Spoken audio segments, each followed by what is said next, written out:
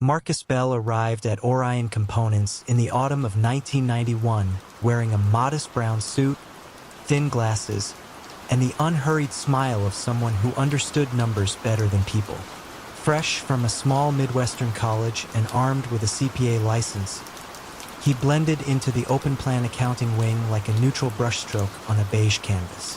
Colleagues called him dependable.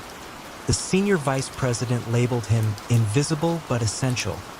And no one imagined that Marcus had already started rehearsing the first steps of a quiet, decade-long dance with company cash.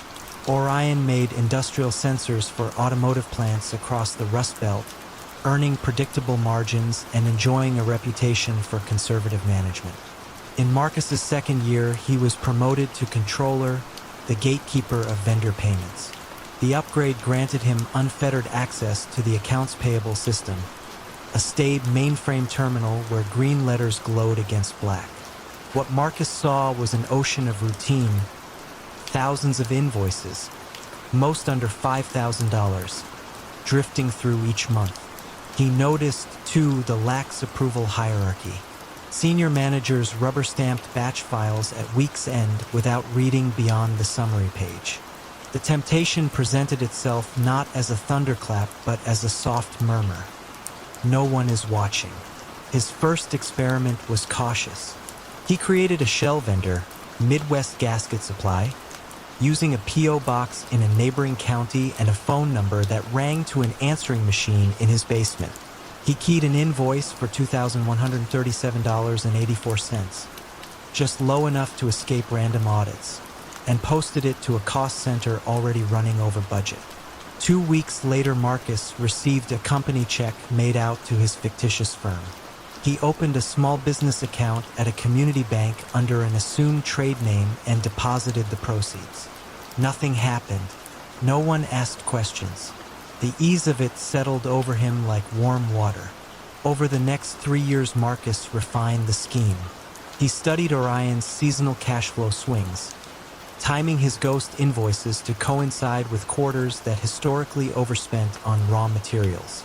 He diversified his shell vendors, creating names like Lakeshore Machining and Tri-State Calibration, and staggered dollar amounts so patterns never crystallized. At home, he built spreadsheets cataloging every fraudulent payment, cross-referencing them against legitimate vendor IDs to ensure no employee would spot a duplicate. Each line item felt, to him, less like theft and more like an exercise in elegant symmetry. Debits matched credits, books balanced, life continued. The money accumulated quietly. Marcus avoided luxury. He drove a 6-year-old Toyota, wore discount store ties, and vacationed locally. But in a locked cabinet behind his furnace room, bank statements told another story. By 1998, his offshore mutual fund in the Cayman Islands approached $3.2 million. The sum both thrilled and unnerved him. He told himself he was merely establishing a safety net. Orion's future looked uncertain, competition from Asia mounting. But inside, he savored the illicit control. Each forged invoice was a secret syllable in a private language only he could read. Corporate fate intervened in 2000 when a German conglomerate acquired Orion. The new owners deployed auditors from Frankfurt, relentless men in charcoal suits who believed every transaction whispered a story. They introduced data mining software that flagged anomalies across a decade of ledger entries. Marcus stayed calm, greeting the auditors with trays of coffee and meticulously labeled binders. For months, nothing surfaced. He began to trust his own invisibility again, until the software's pattern recognition tool linked 4 vendor addresses to the same post office branch. A junior analyst, Renee Holler, thought the coincidence odd enough to investigate. Renee called Midwest Gasket Supply. The line was disconnected. She checked Illinois corporate registries. No record. She broadened her search and discovered that Tri-State Calibration shared a taxpayer ID with a recently closed account at the same community bank. One afternoon, she walked to Marcus's cubicle with a courteous smile and asked for supporting paperwork. Marcus felt the air thin around him. He offered to pull the files and excused himself to the archive room, heart thrumming like a trapped sparrow. For 30 minutes, he paced between shelves, rehearsing excuses. When he emerged, Renee had already alerted the head auditor. The unraveling happened with clinical swiftness. Over 30,000 invoice images were rescanned. 23 matched Marcus's signatures. A forensic accountant subpoenaed bank records, tracing check deposits to the Cayman Fund. Confronted with evidence, Marcus attempted a final act of balancing. He proposed repaying everything with interest if Orion kept the matter private. The board refused. He was arrested at dawn in February 2001, handcuffed on the same driveway he had salted for decades of Midwestern winters. In court, prosecutors painted a portrait of cold calculation, but former co-workers struggled to reconcile that image with the soft-spoken man who remembered birthdays and fixed jammed printers. Marcus listened impassively as the tally reached $7,814,226 in stolen funds. His attorney argued the company's lax controls invited misconduct, yet the judge focused on trust betrayed. You exploited confidence placed in you because you knew it was unlikely anyone would look. Marcus nodded once, accepting a 10-year federal sentence. Orion survived, though layoffs followed and the German parent soon divested. Employees whispered Marcus's name only in passing, as if invoking him might infect new ledgers with doubt. Meanwhile, in Green Federal Correctional Institution, Marcus taught basic bookkeeping to inmates earning GEDs. He instructed them on double-entry principles, how every debit demands a credit, how numbers, if tended carefully, never lie, even when people do. When he stepped out of prison in early 2011, the world had migrated to cloud accounting, Sarbanes-Oxley audits, and real-time analytics systems born, in part, from breaches like his. Marcus found that invisibility, once his shield, had become his sentence. No firm would hire him. He rented a one-bedroom apartment, volunteered at a food pantry, and filed taxes reporting modest wages from temp work. At night, he opened a worn notebook and traced the arc of his own balance sheet.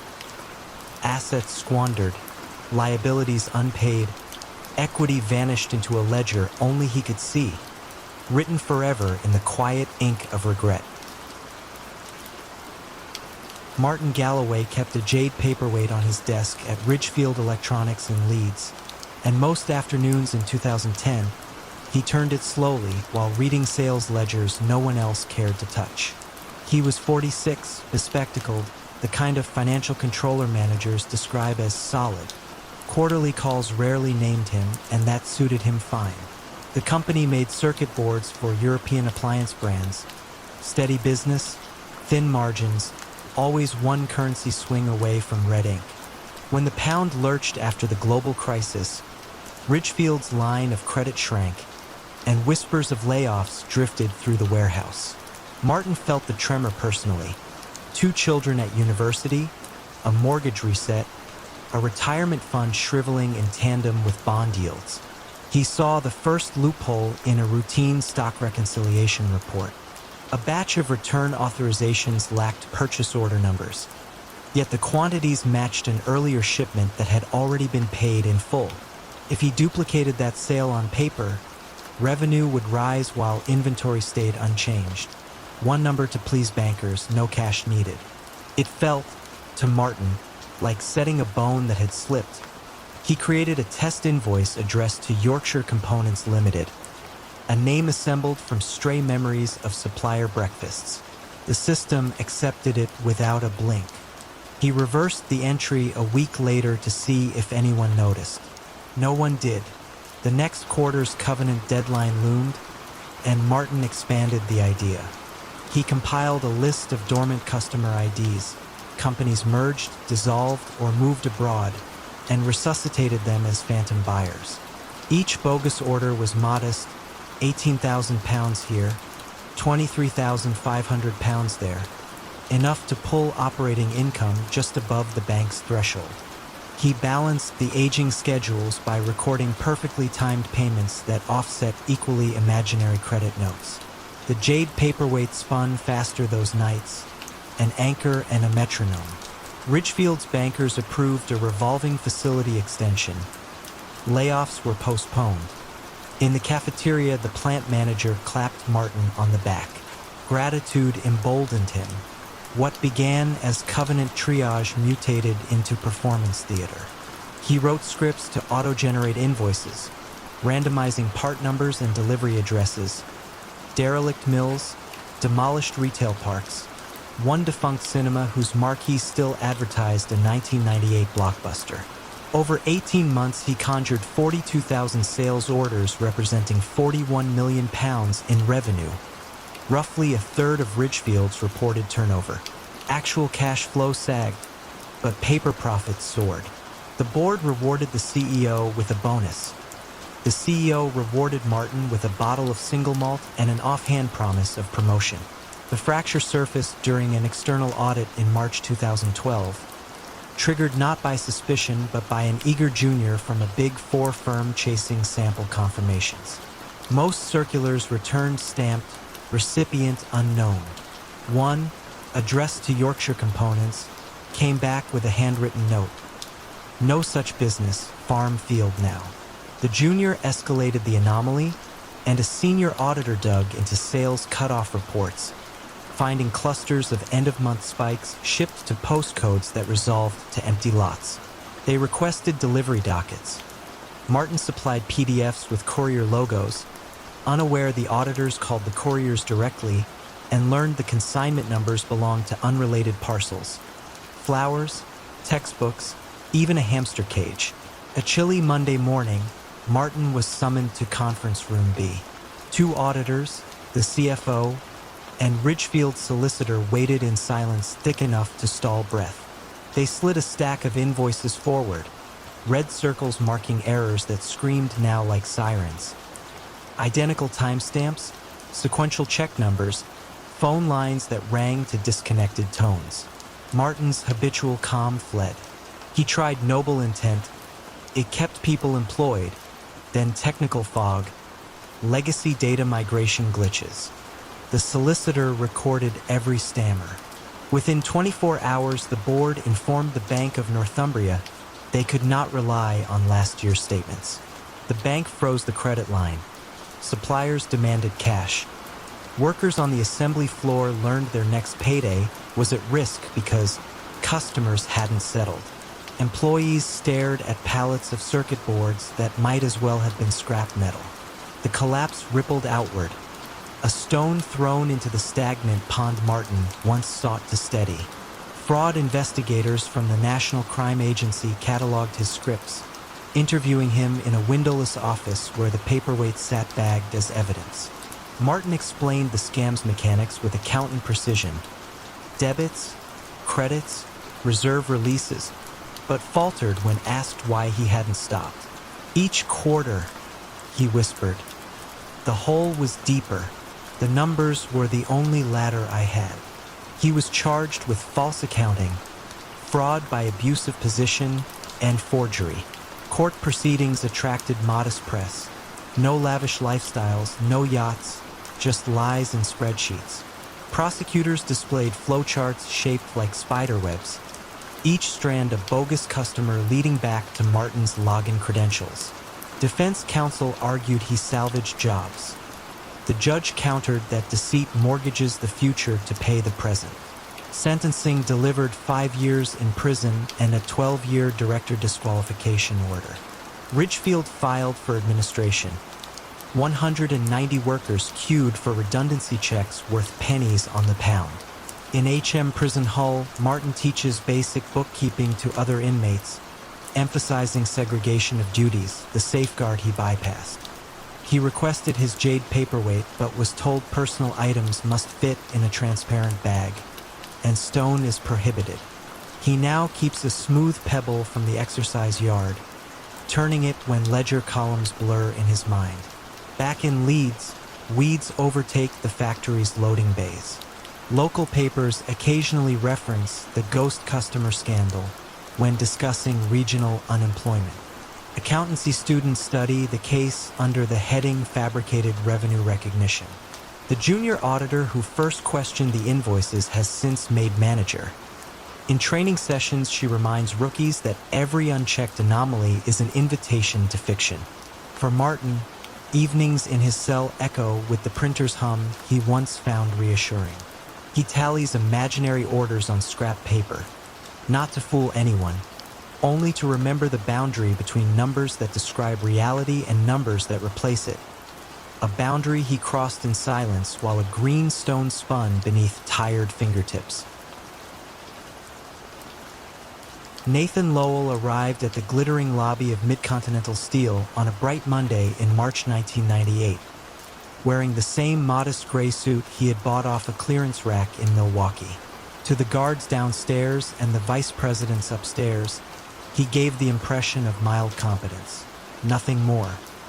He answered softly in meetings, laughed politely at the jokes of men twice his pay grade, and kept a tidy cubicle in the Treasury operations wing. When the company's CFO introduced him as our new liquidity analyst, no one bothered to look up from their coffee. That anonymity became Nathan's shield, then his weapon.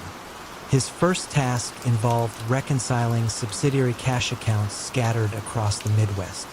Mid-Continental acquired mills the way hobbyists collect stamps, and each purchase left behind half-finished ledgers. Nathan spent evenings combing through paper statements, entering numbers into spreadsheets no one else understood.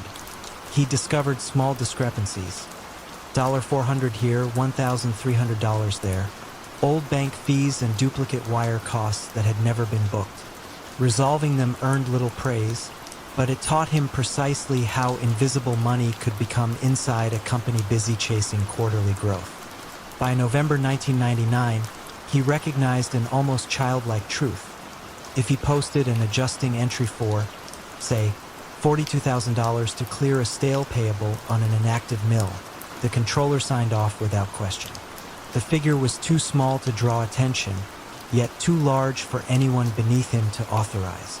Nathan began testing limits, first with phantom vendor refunds, later with overnight money market transfers that he reversed the next morning. Each experiment ended the same way. Silence. The new millennium brought new distractions.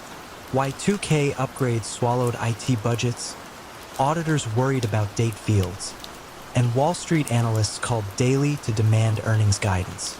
Nathan, alone in his cubicle, realized no one traced funds between the operating concentration account and a dormant corporate entity Mid-Continental had created during a failed expansion into Canada.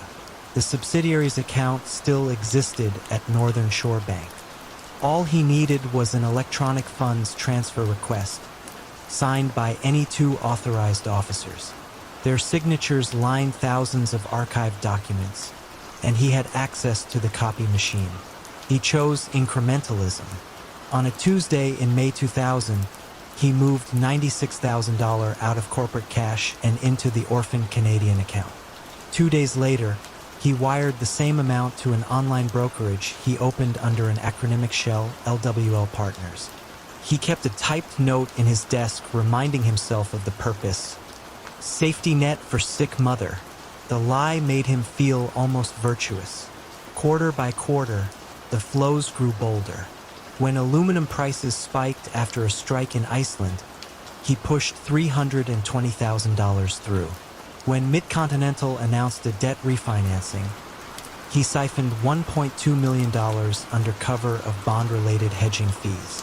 At night, he read annual reports of famous frauds, ZZZZ Best, Crazy Eddie, studying where they slipped. His conclusion was that arrogance, not greed, ruined them. So he forced himself to live plainly. Same apartment, same four-cylinder Honda, same $10 haircut. If a craving for luxury surfaced, he wrote down the item on scrap paper and shredded it.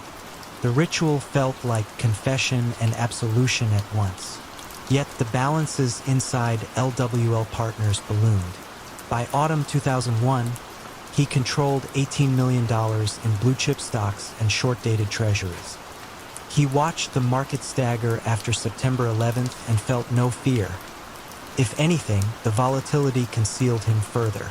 Still, he understood that one fax in the wrong direction could expose everything.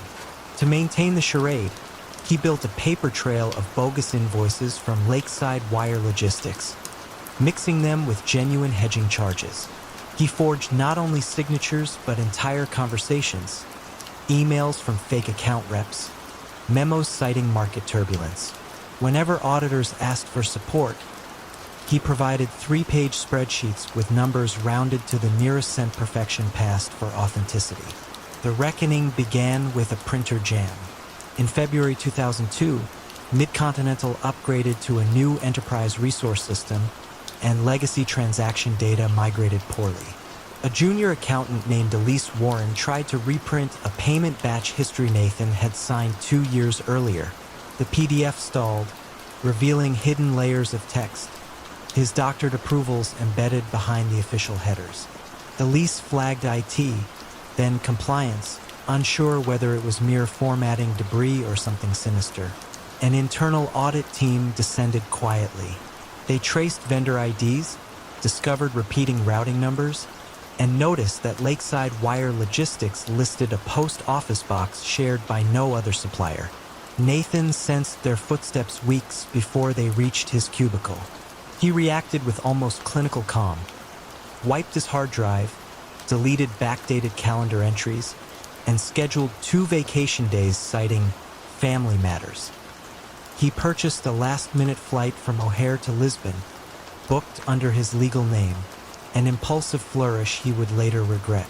On the morning of April 3, 2002, while Mid-Continental's CEO presented quarterly guidance, the audit team confronted the CFO with a preliminary loss estimate of $26.8 million. The number stunned the board into silence. When they asked who had authority over these transactions, 20 eyes turned toward the empty gray cubicle near the hallway printer. Nathan never showed up for his return flight. He checked into a seaside hostel in Cascais, Portugal, paid cash for a modest room, and spent afternoons walking cliffside trails, listening to gulls cry over the Atlantic. Portuguese police located his passport record after Interpol notices went out, but extradition took time. By then, Nathan had vanished again, leaving behind only a discarded map marked with ferry routes to Morocco. Back in Chicago, the scandal-gutted Mid-Continental's share price forced a restatement of 4 years of earnings and cost 312 employees their jobs in a wave of layoffs meant to appease lenders. Elise Warren testified before a Senate subcommittee, her voice steady yet bewildered as she described the printer jam that uncovered millions. "It looked wrong," she said. "So I asked." Investigators pieced together Nathan's scheme, but none could explain his psychology. He owned no mansion, no yacht, not even a decent television. A forensic psychiatrist suggested he craved control rather than wealth, a hypothesis as neat and incomplete as any balance sheet. To this day, the missing $27 million remains frozen across 6 brokerage accounts, the keys protected by passcodes only Nathan knew. Some suspect he lives quietly in a coastal town, working odd jobs under an assumed name. Others believe despair claimed him somewhere between Lisbon and Tangier. Mid-Continental rebuilt, auditors wrote thick manuals, and software now flags anomalies in real time. Yet employees still pass Nathan's old cubicle, now stripped bare, and wonder how close they, too, might be to numbers that whisper invitations no one else can hear. Elena Kovacs arrived at Helios Renewable PLC's Budapest satellite office in the autumn of 2021 with a resume that fit neatly on one page. 29, soft-spoken, fluent in Hungarian, German, and English, she was hired as executive assistant to CFO Dieter Schwartz, a role that meant gatekeeping calendars, translating contracts, and shepherding invoices between departments. Helios, a London-listed solar panel manufacturer, was scaling fast on EU climate subsidies. Money moved through the company like current through copper, and few employees understood the full circuitry. Elena did. In her first weeks, she mapped every approval chain. Which director initialed which ledger, where signatures turned to stamps, where emails became wire instructions. Each Friday, she lingered after hours, ostensibly perfecting slide decks, but really compiling a private flowchart of Helios's payment architecture. Her motive formed slowly, crystallizing from two truths. First, she was invisible. Assistants sip coffee in the room yet are seldom seen. Second, the company's controls relied on trust rather than verification. Dieter's digital signature, once applied, triggered automatic payments without secondary confirmation. Elena had grown up in a flat where rent teetered monthly. Invisibility and lax controls felt like unlocked doors in an affluent neighborhood. She began testing doorknobs. Phase 1 was harmless enough. She created a dummy email alias, accounts payable at helios-vendor.com, and sent herself a trial request for €2,350, labeled Conference Translation Services. Dieter, working through a backlog, approved it without reading beyond the subject line. The wire hit a fintech wallet tied to Elena's prepaid debit card. The success left her both exhilarated and terrified. She waited 2 weeks, half expecting HR to stroll in with guards. Nothing happened. Phase 2 involved patience. Instead of siphoning steady drips, Elena decided to wait for the spring tranche of EU subsidy funds. Euro 290 million earmarked for a massive photovoltaic farm in Andalusia.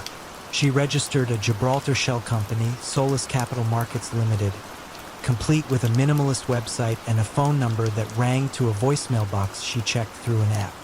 She then studied the real EPC contractor on the Andalusia project, Sunspan Engineering, copying its logo pixel for pixel. With minor alterations to the IBAN, she produced a fresh invoice. Progress payment number 4, €58,044,120. On May 18th at 7:42 p.m., Elena scheduled an email from Sunspan-billing at europe-projects.com to herself and CC Dieter. The subject line, Urgent Subsidy Milestone Certification, attached. She added a brief note, feigning exhaustion. Dieter, I know you're flying early tomorrow. Could we push this payment tonight to avoid penalties? All docs notarized and uploaded to the portal. She then forwarded the message to Helios Treasury with the annotation, per Dieter, approved by EOB.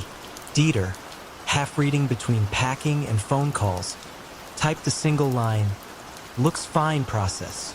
Treasury uploaded his e-signature. The bank released the funds to Solus's account at a Maltese branch that prided itself on client discretion. Elena watched the transaction clear on her laptop, calm as snowfall. She transferred €4 million to a Viennese property escrow for a penthouse purchase and parked the rest across 4 privacy coin wallets.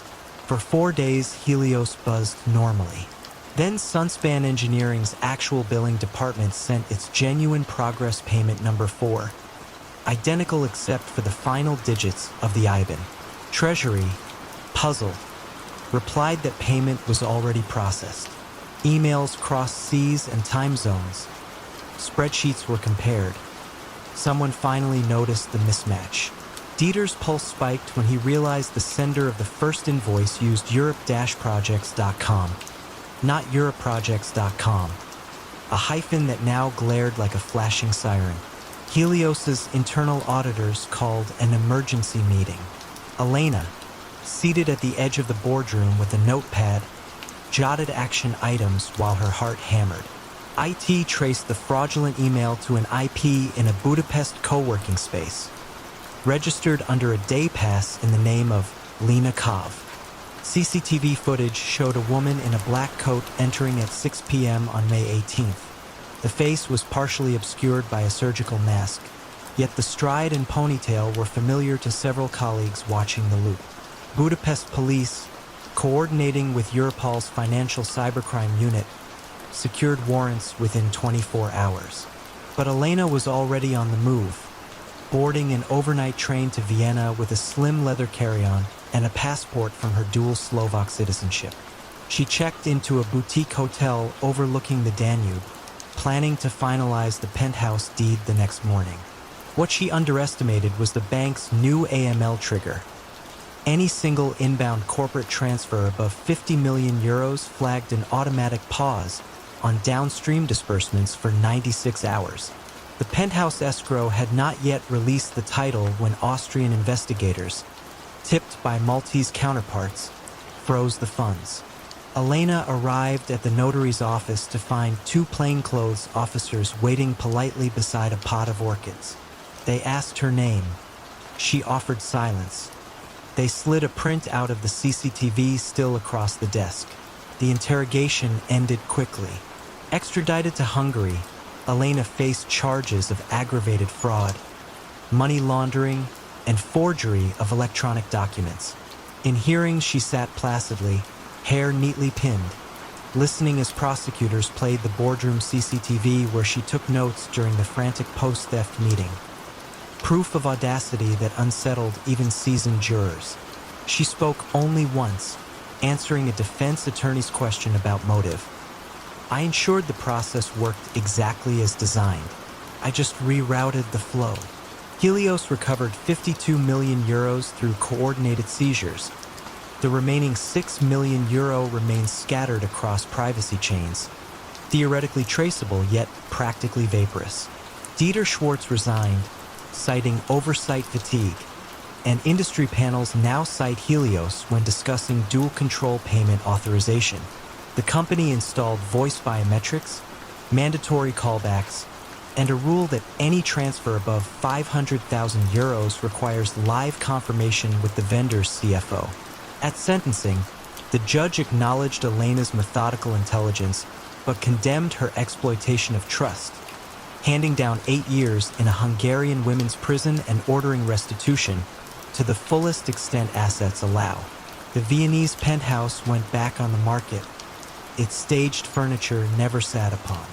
Inside the prison library, Elena volunteers to teach Excel to inmates starting microbusiness diplomas. She moves silently between terminals, correcting formulas, her own financial empire reduced to frozen ledgers. Beyond the razor wire, CFOs across Europe now glance twice at every hyphen in an email address, knowing that a single stroke of punctuation once shifted 58 million euros into the night. When Ellen Harrow accepted the chief finance seat at Maple Ridge Medical Center in rural Ohio, she was 37, recently divorced, and hungry to prove she belonged in the world of big hospitals rather than community clinics.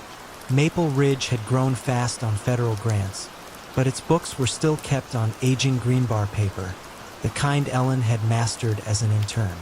During her first board presentation in February 2013, she spoke softly, scarcely glancing at her notes, and impressed the trustees with projections that glided upward like the steady pulse on a healthy monitor. She ended with a promise. Our pension assets can work harder without taking reckless risks. The hospital's pension plan, worth $164 million, sat mostly in low-yield bonds and certificates. Ellen persuaded the trustees to allow a tactical sleeve, up to 20%, devoted to what she called asymmetric opportunities. She translated the jargon into homely metaphors about planting a few apple trees instead of relying only on corn. No one asked where she had learned option theory. They only knew she never raised her voice and always arrived earlier than the janitors. Within 3 months, the investment policy was amended, and Ellen received sole authority to direct trades under a standing resolution signed by the chair. The man who showed her how to exploit that authority entered her life by accident. She met Victor Alvarez at a medical device conference in Chicago, where Maple Ridge was scouting discount imaging machines. Victor was not a vendor. He ran a boutique hedge fund, Granite Signal Partners, specializing in healthcare equities. Over weak coffee in the exhibition hall, he confided that his fund often received clinical trial whispers long before they hit Bloomberg. Ellen listened, expression neutral, heart skittering. Victor ended with an almost throwaway line. "If your pension ever wants in on something quiet, call me." He handed over a card embossed with an alpine landscape. Back in Ohio, Ellen researched Granite Signal at night, laptop propped on folded laundry. The fund posted double-digit returns in years the S&P stumbled. She suspected insider trading, yet felt drawn to the certainty Victor radiated. Certainty she lacked after nights spent revisiting alimony calculations and her son's college savings. She called him 3 weeks later from a hospital stairwell. He picked up on the first ring, as if expecting her voice. The arrangement formed in whispers and encrypted emails. Granite Signal would open a sub-account labeled MRMC Tactical. Ellen transferred an initial, million, disguising it in the general ledger as Treasury Cash Sweep. Victor replied with dry humor, "Welcome to the rocks, Chief." 2 days later, he sent a spreadsheet noting a significant options position in Cortex Bio, a cardiac stent developer awaiting FDA approval. "Probability greater than 85%, he wrote. Ellen did not ask how he knew. Cortex shares spiked 46% the morning approval was announced. The pension pocketed, 3.1 million in a single trade. Ellen's pulse thudded as she watched the green bars on her screen. The win, she told herself, meant new ventilators for pediatrics, maybe a pay raise for nurses. She prepared a short memo for trustees highlighting market outperformance due to strategic rebalancing. Numbers scrubbed clean of any trace of Granite Signal. Victor's next tips came faster. Orthopedic implant mergers, a whistleblower settlement destined to lift a generic drug supplier, and a rumored Medicare reimbursement shift telegraphed by a source inside the Centers for Medicare and Medicaid Services. Each trade widened Maple Ridge's returns, and each victory deepened Ellen's reliance on Victor's invisible pipeline. They met twice in person, always in loud hotel bars near airports. Victor wore cufflinks shaped like tiny pickaxes, an inside joke about digging for ore. Ellen never invited him to Ohio. She worried the smell of disinfectant in the corridors would betray her. By late 2015, the tactical sleeve had swollen to 38% of the pension, far beyond the policy limit Ellen herself had drafted. To mask the breach, she began moving losing positions temporarily into a short-term hospital operating account before monthly reports closed, then shifting them back afterward, a practice Victor coached her through. "Just paper," he said. "The numbers travel on screens. No one opens the drawers anymore." The collapse started with an email she never saw. A junior analyst at Granite Signal bragged to a friend about data straight off the FDA servers, thanks to Vic. The friend worked at a brokerage already under SEC scrutiny and quietly forwarded the boast to an examiner. Subpoenas spread like winter flu through Chicago's hedge fund district. Granite Signal servers were imaged, trade logs cross-referenced with badge swipes at government buildings. Ellen learned of the danger only when Victor called past midnight, voice stripped of confidence. "They might contact Maple Ridge," he warned. "Delete anything with my name." The line went dead before she could ask a question. 2 weeks later, 3 agents from the SEC's Market Abuse Unit appeared in the hospital lobby. They wore visitor badges and requested a meeting regarding unusual pension trades. Ellen guided them to a small conference room, heart drumming so loudly she feared it could be heard through the frosted glass.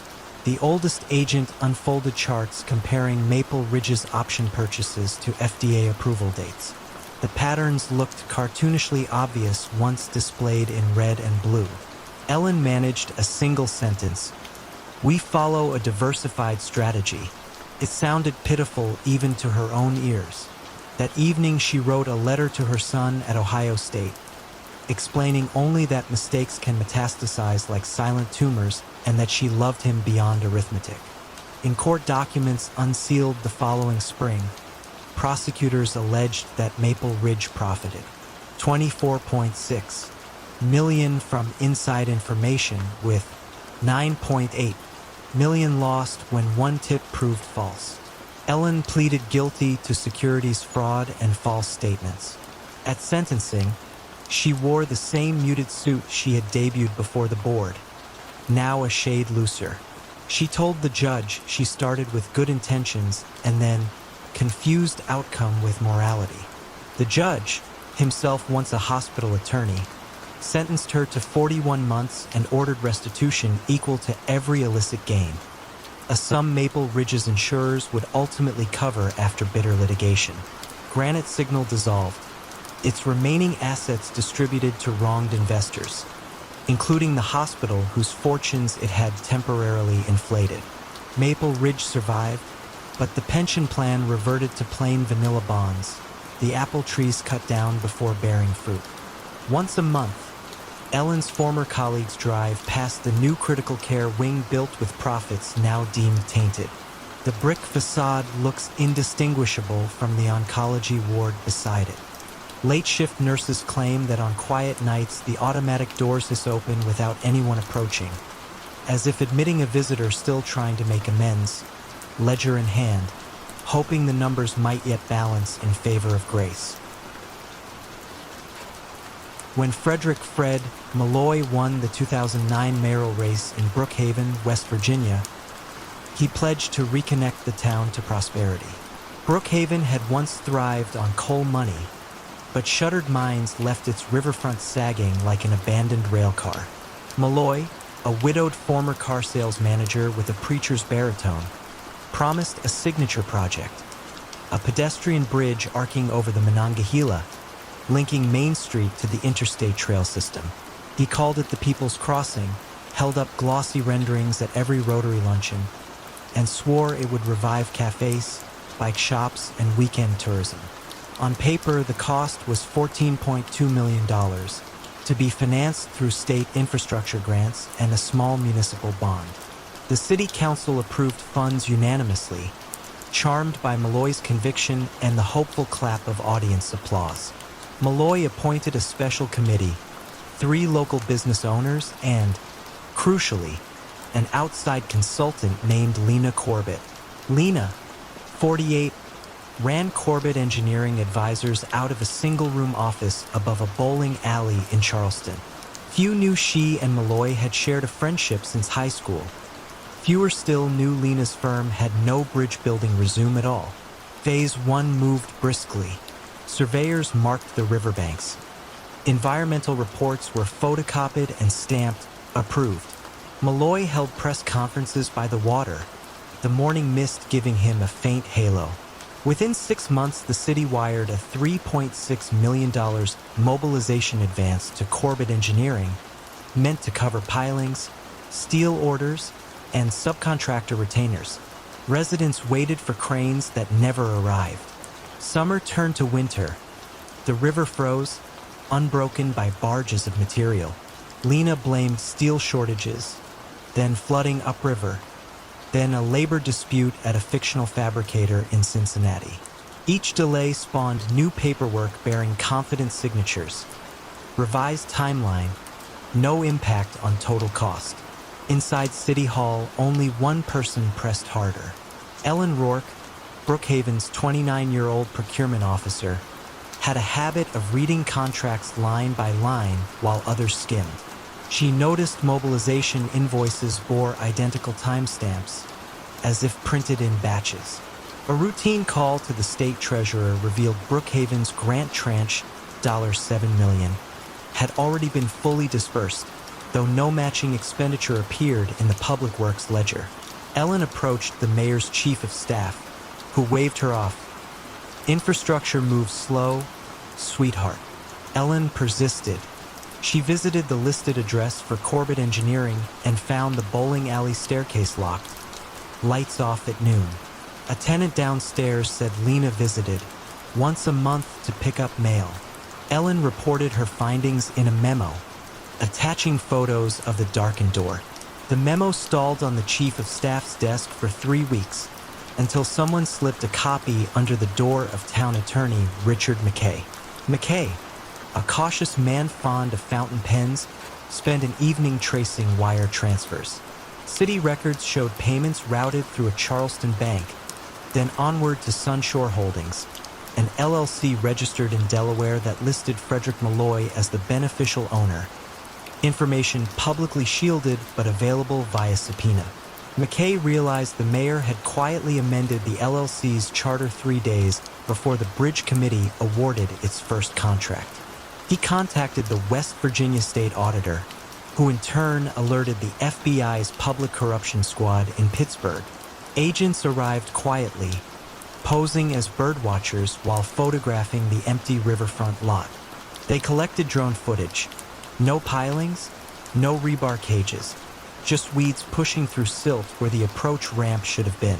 On March 3, 2011, federal agents entered City Hall with a search warrant. Malloy was in his office rehearsing a radio segment about turning obstacles into stepping stones. He looked up to see 2 men in gray suits, badges forward. Outside, Ellen watched through wired glass as boxes of files were carried down corridor after corridor, an echoing parade of consequences. Malloy was escorted out an hour later, coat draped over cuffed wrists, eyes fixed on the floor tiles he'd once promised to replace with marble. The indictment painted a simple scheme under layers of civic optimism. Malloy had orchestrated contracts to Lena's shell company. Lena siphoned 75% of each payment to Sunshore Holdings. Malloy diverted the money into a brokerage account that purchased municipal bonds. Ironically, those issued by Brookhaven to finance the same bridge. He earned interest on funds meant for concrete he never bought. Total diversion, $6.8 million. The remainder of the grant money lingered in limbo, tied up in litigation, while Corbett Engineering's bank balance shrank to 4 digits after luxury trips to Aruba, a lakefront cabin, and a pair of Teslas purchased under Lena's nephew's name. The trial drew satellite trucks to the courthouse lawn. Prosecutors laid out email threads where Malloy coached Lena on excuses. Blame barge traffic. Mention EPA permits. People glaze over at acronyms. Lena, confronted with cooperating witness offers, folded quickly. She testified that Malloy promised her a seat at the table for once, echoing the grievance that had driven many of his campaign volunteers. In cross-examination, Malloy's attorney tried to cast her as mastermind, but jurors saw through the bravado. The mayor's initials appeared at the bottom of every crucial wire authorization. After 8 days, the verdict was unanimous. Guilty on counts of wire fraud, money laundering, and conspiracy. Malloy received 11 years in federal prison. Lena, 5. At sentencing, Malloy addressed the court in the same baritone that once promised revival. I believed Brookhaven needed a bridge. I became convinced the end justified the means. Judge Albright replied, "A bridge built on deceit leads nowhere," and lowered the gavel. Brookhaven's riverbank remained empty for years, caution tape flapping against rusted stakes. The state reclaimed the grant, leaving the town to shoulder bond repayments without the tourism windfall Malloy had touted. Taxes inched upward. Some storefronts darkened for good. Yet small redemptions sprouted. Ellen Rourke was appointed interim city manager, later elected in her own right. She renegotiated the bond debt, attracted a modest kayak outfitter to the waterfront, and pushed through ordinances requiring third-party escrow for all future capital projects. On quiet afternoons, she stands by the river, imagining a simpler footbridge, steel trusses instead of sweeping arches, honest rivets instead of bravura. Locals call it Ellen's Crossing now, even though only blueprints exist. They say the reflection of the unbuilt bridge flickers on the Monongahela at sunset, a reminder that some visions collapse under their own vanity while others, humbler but real, still wait for steady hands. Damian Rios began most mornings in 2011 by unlocking the server room of Cascade Tel, a mid-sized Seattle wireless carrier known for low-cost prepaid plans. At 35, he possessed the mild charisma of someone perpetually half asleep. Rolled-up sleeves, soft voice, a habit of rubbing his temples before answering questions. As director of billing systems, he oversaw the code that converted millions of text messages, roaming minutes, and data pings into monthly invoices. Few colleagues could explain exactly how those lines of Java became dollar amounts. Damian could trace every cent with his eyes closed. Cascade Tel's margins were razor thin. Executives pressed engineering to monetize the micro, floating ideas such as penny per emoji or surge pricing for peak hours.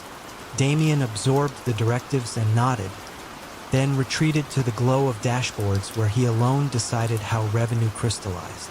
Years earlier, he had invented a clean, efficient script that rounded fractional cent network fees upward, generating an extra $200,000 per quarter.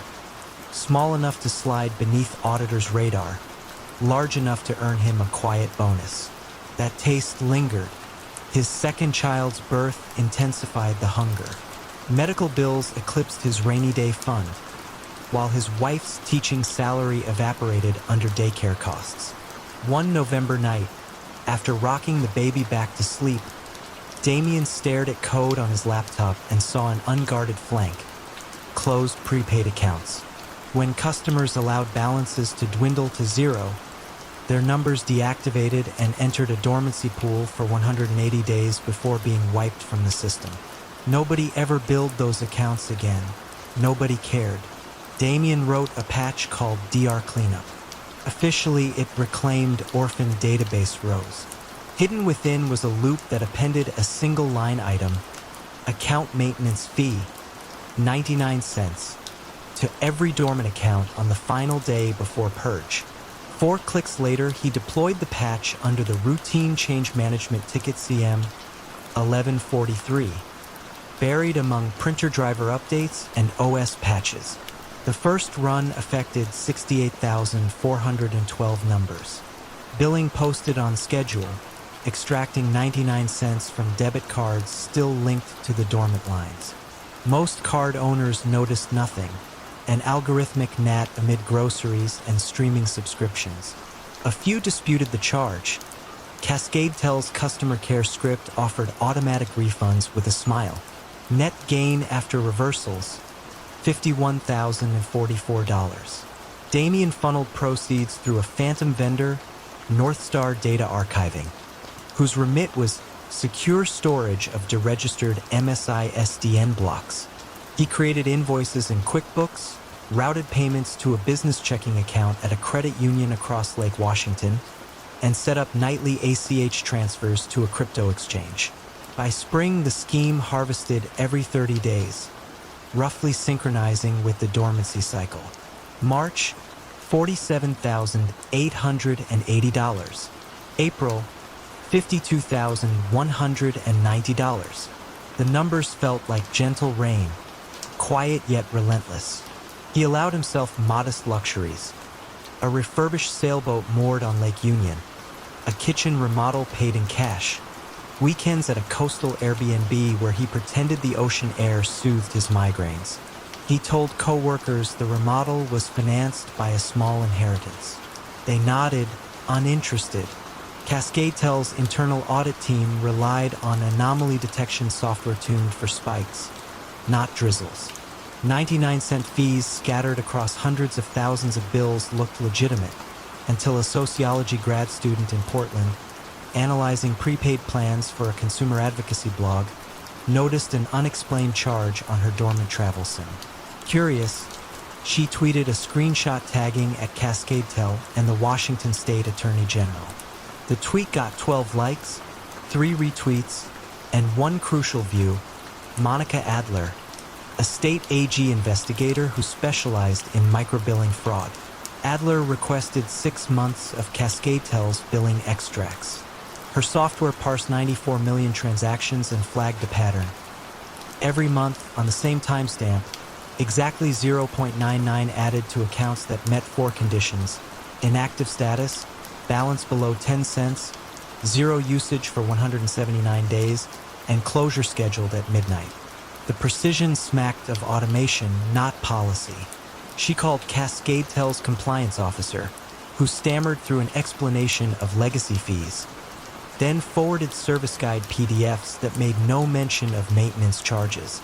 The company's board, blindsided, hired an external forensic firm. Analysts dove into commit logs, filtering entries around CM 1143. Damien's username surfaced beside the patch comments, bland phrases like optimize purge routine. Git history revealed obfuscated variable names. Add fee, nested within innocuous cleanup functions. The firm traced ACH payments to Northstar Data Archiving. Bank records showed only one authorized signer, Damien Rios. A great Tuesday at 8:14 a.m., two plainclothes FBI agents and the company's HR director entered the server room. Damien glanced up from the console, hands still on the keyboard. He surrendered calmly, almost gratefully, as if the room's perpetual hum had finally resolved into a clear note. Interrogation unfolded in measured tones. Damien outlined the scheme without theatrics, emphasizing that each fee was under $1. You can't buy coffee with it. An agent replied that fraud measures intent, not denomination. Total take over 16 months. 58,906,394. A fortune built one unnoticed coin at a time. Court proceedings drew limited media. Headline writers struggled to dramatize theft invisible to any single victim. Prosecutors illustrated scale with a visual, a waterfall made of pennies filling an Olympic pool. Damien's defense cited financial pressure, corporate culture of monetization, and his immediate cooperation. The judge, unmoved, handed down 7 years in federal prison, 3 years supervised release, and full restitution to be garnished from future wages. Cascade Tel refunded every 99-cent charge, doubling the amount as apology credits. Shareholders filed a class action. Executives tightened change control gates, added dual sign-off for billing edits, and banned single-person vendor onboarding. Posters in the hallway now read, "If a fee is worth charging, it's worth explaining." In prison, Damien teaches basic coding but is barred from any program involving financial data. He writes letters to his children describing constellations he can no longer sail beneath. On quiet nights, he imagines the server room's blue LEDs, a star field behind tinted glass, and wonders how far 99 cents can drift before someone finally feels the tug. Thomas Kessler stepped onto Berlin's clean-lined climate tech stage in 2015 carrying little more than a PowerPoint deck and a disarming grin. At 30, with tousled hair and an accent just crisp enough to hint Swiss boarding schools, he pitched Verdant Ledger as the answer to Europe's mounting carbon offset fatigue. Corporations, he said, were drowning in well-meaning paperwork. Verdant Ledger would tokenize reforestation projects on a private blockchain, creating time-stamped, tamper-proof carbon credits. Press releases called it sustainability without ambiguity, a phrase that wrapped complexity in velvet. Investors admired the pitch, $12 million in seed funding, then a €60 million Series A led by a Dutch pension giant hungry for green assets. Kessler opened a glass-walled office near Friedrichstrasse, stocked with reclaimed wood desks and moss panels that misted hourly. 26 staff arrived within months. Blockchain engineers, forestry analysts, a loan compliance officer named Elena Rossi who had previously verified RED Plus projects for the UN. Verdant Ledger's brochure highlighted 3 flagship sites: 4,200 hectares of mangroves in Madagascar, 9,100 hectares of teak restoration in Honduras, and a mixed-species corridor in Gabon visible from space. Kessler flaunted satellite images dotted with geotags, Corporate clients scrolled through interactive dashboards while sipping oat milk lattes. Each ton of sequestered carbon cost €18, cheaper than EU ETS allowances and ethically sweeter. BMW, Siemens, and a Scandinavian airline all locked in multi-year purchases. Behind the dashboards, however, lived a fragile collage of half-truths.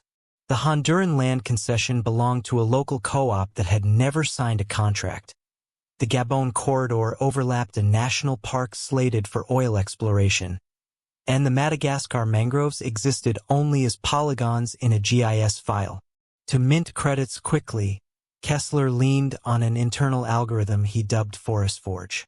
Feed it historical rainfall, topography, and a desired carbon output, and it generated growth curves credible enough for auditors who lacked ground truth budgets. Elena noticed early red flags. Field verification receipts arrived bearing identical pixel dimensions, as if stamped from a template. When she requested raw GPS tracks, Kessler reassured her the data was coming once our partners finish local encryption. Weeks passed. Meanwhile, Verdant Ledger booked revenue up front, classifying future sequestration as realized sales. A practice Kessler defended in board meetings by quoting IFRS nuances few challenged. In 2018, demand soared after the IPCC's 1.5-degree report. Verdant Ledger announced a second token issuance, 10 million credits, claiming satellite confirmation of new plantings. Kessler livestreamed from a sparse co-working booth, backlit by green LED panels, declaring, "The planet can't wait for paperwork." Shares of Verdant Ledger AG on Frankfurt's growth exchange spiked 42%. The wobble started with a drought. Remote sensing graduate student Lars Muntz scraped Sentinel-2 imagery for his thesis on tropical afforestation. He expected to see canopy expansion over Verdant Ledger's Honduran parcel. Instead, he found patchy scrubland and, in places, bare soil. Curious, he emailed Elena, whose LinkedIn listed her as Sustainability Assurance Lead. She opened the dataset, zoomed in, and felt her stomach tighten. Reflectance signatures showed saplings no taller than brush, certainly nothing sequestering the promised tons. Elena compiled a quiet memo charting satellite NDVI values against Verdant Ledger's published growth curves. Discrepancies averaged 68%. She walked the packet into Kessler's office. He accepted it calmly, closing the door.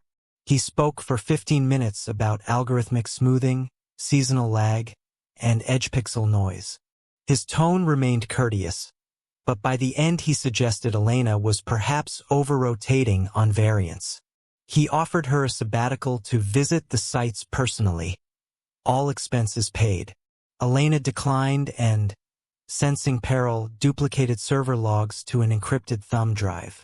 She then reached out to BaFin, Germany's financial watchdog, triggering an inquiry under whistleblower protections. BaFin commissioned a rapid audit by PwC, whose analysts attempted to contact the Honduran co-op. The co-op's chair, speaking by crackly phone, said no foreign company had planted trees on their land, just surveyors who left after one day. PwC's interim report, marked confidential, landed on BaFin's desk in May 2019. Hours later, BaFin froze Verdant Ledger's pending token sale and referred findings to the Staatsanwaltschaft Berlin for potential securities fraud. Kessler remained outwardly serene. He convened an all-hands meeting, blamed regulatory overreach, and promised swift clarification. Yet employees noticed he stopped cycling to work, arriving instead in a black Tesla with tinted windows. Finance staff saw unusual transfers, Euro 4.8 million wired to a Singapore entity labeled Seaglass Ventures. When the company bank demanded supporting invoices, Kessler supplied pro forma contracts for satellite data licenses. On a humid July morning, Berlin fraud investigators entered Verdant Ledger's lobby carrying Pelican cases and court orders. They seized hard drives, private key hardware wallets, even the Moss Panel's IoT humidity controller, anything that logged data. Forensics painted a blunt picture. 23 million carbon credits sold, fewer than 800,000 supported by verifiable biomass. Forest Forge wasn't a growth model but a random walk generator seeded to hit preset revenue targets. Investor money funneled through Seaglass Ventures had purchased Cayman condos and a quiet Greek island villa, plus $7 million in blue-chip ETFs Kessler labeled stability reserves. Trial unfolded in Mobit's concrete courthouse, press benches packed with climate journalists. Prosecutors framed Kessler as an eco-con man trading on urgent altruism. He monetized the planet's anxiety. Defense counsel argued the projects were forward-looking and delayed by climate-induced instability. Satellite mosaics told a simpler story. No seedlings, no sequestration, only unkept promises. The court convicted Kessler of aggravated investment fraud and money laundering, sentencing him to 8 years and freezing €42 million in assets for restitution. Verdant Ledger entered administration. Creditors will recover perhaps 18 cents on the euro. Elena, shielded by whistleblower statutes, now audits environmental claims for an EU task force shaping stricter carbon market rules. Every token must trace to ground truth plots inspected in person. She keeps the seized USB on her desk. A reminder technology can illuminate or obscure, depending on who holds the flashlight. From Tegel Prison, Kessler writes longhand letters to former employees. In one, overheard during evidence disclosure, he mused, "Trees grow slowly. Money should too. I hurried both and lost the forest. Outside, real saplings in real soil grow on their own timetable, indifferent to ledgers, tokens, or the humans who once tried to mint profit from their imagined shade." A gray October drizzle painted streaks down the windows of 590 Madison Avenue when Rajaratnam arrived for the pre-market call. The founder of the Galleon Group moved with quiet heft. Black overcoat, soft leather briefcase, no entourage. At 7:45 a.m., he settled into a trading pod ringed by Bloomberg terminals and greeted half a dozen portfolio managers with a curt nod. Inside Galleon's bullpen, murmurs eclipsed the tickers. Motorola guidance? Intel's inventory? Questions dangled like vines in a jungle thick with rumor. Rajaratnam's voice, low and unhurried, began reading from his notebook, each item introduced with the same modest preface. "One of my guys heard." Within minutes, by orders rippled across tech names still cloaked in pre-earnings silence. Rajaratnam had built Galleon on 3 convictions. Information is the only raw material that depreciates by the second. Loyalty can be rented with 7-figure bonuses, and friendship, once monetized, becomes a pipeline. He cultivated consultants inside Silicon Valley fabs, Bangalore call centers, and New Jersey accounting suites, paying retainers disguised as research contracts. Their brief was simple. Talk early, talk often, talk in code when necessary. Galleon, managing $7 billion, turned those crumbs of future knowledge into bread loaves of alpha that eclipsed competitors by whole percentage points. Across Midtown, on the 23rd floor of Morgan Stanley's headquarters, Anil Kumar refreshed his email, half distracted by the glow of a clandestine BlackBerry pinned beneath his desk. Kumar, a revered McKinsey partner, had once tutored Rajaratnam at Wharton and still addressed him, half-jokingly, as senior class monitor. Every few weeks Kumar forwarded a draft slide deck, pending acquisition synergies, unannounced cost cuts, then erased the sent file and closed his office door. The payments drifted back through a Singapore shell, disguised as business development consulting. Yet the edges of the network frayed where vanity rubbed against protocol. Danielle Cheesy, a brash blonde analyst at Newcastle Funds, boasted after hours that she could read CEOs like open books. She coaxed AMD executives over late-night mojitos, mined them for wafer yields, then passed the figures to Rajaratnam in cryptic midnight voicemails. Her bravado caught the ear of an SEC investigator reviewing suspicious trades around an earnings leak. A parallel FBI team, still smarting from the bare-knuckle lessons of the subprime meltdown, requested a wiretap warrant, rare territory for white-collar cases. Judge Richard Howell signed the order, and on a damp March morning agents clipped listening devices under Cheesy's office desk and inside Rajaratnam's personal line. The recordings began as a faint chorus, rustling papers, keyboard clacks, then sharpened into dialogues of startling candor. "You're good for 1,000,000 shares by close?" Rajaratnam asked one voice. "We'll crush the street," the voice replied. Dates, ticker symbols, even expected cents per share danced across the static. Each word carried the dry crackle of inevitability. Analysts at the Bureau's wire room, more accustomed to mafia slang, listened in baffled silence as billions floated across conversations polite enough for a country club veranda. While tapes stacked up, Galleon's numbers sparkled. The flagship tech fund posted 11% in a quarter where the Nasdaq lay flat. Investors, from Scandinavian pensions to Dallas endowments, applauded Rajaratnam's deep dive research. He attended benefit galas wearing simple neckties, declining press interviews, cultivating the mystique of a man too focused to boast. Yet inside the firm, a junior trader named Adam Smith, no relation to the Economist, wondered aloud how their entry prices so often coincided with post-closing press releases. His mentor patted his shoulder. "Some people chase news, Adam. We just anticipate it." Late summer 2009, the Bureau decided the harvest was ripe. Before dawn on October 16th, 20 agents fanned out across Manhattan and the Jersey suburbs, radios hissing under the metallic scent of rain. At Rajaratnam's apartment on Sutton Place, the knock came loud enough to wake the East River gulls. He answered in a t-shirt emblazoned with the Sri Lankan cricket logo, eyes clear, as though he had expected punctual visitors. Handcuffs clicked.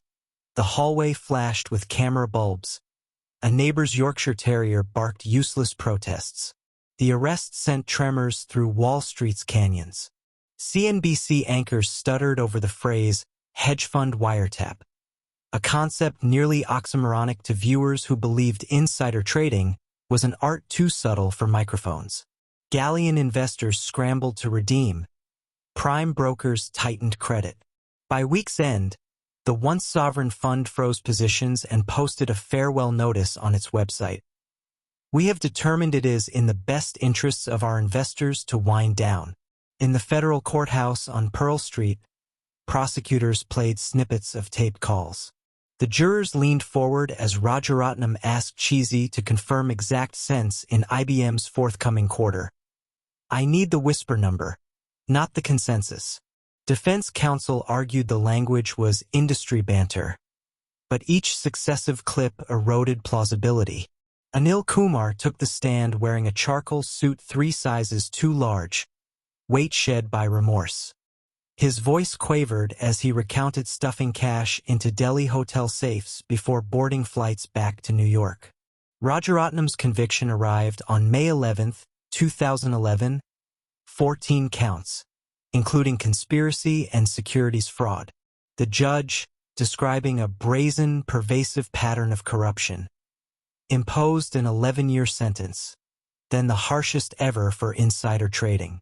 Outside, a drizzle similar to the one that shadowed his arrest dampened microphones as journalists searched for metaphors.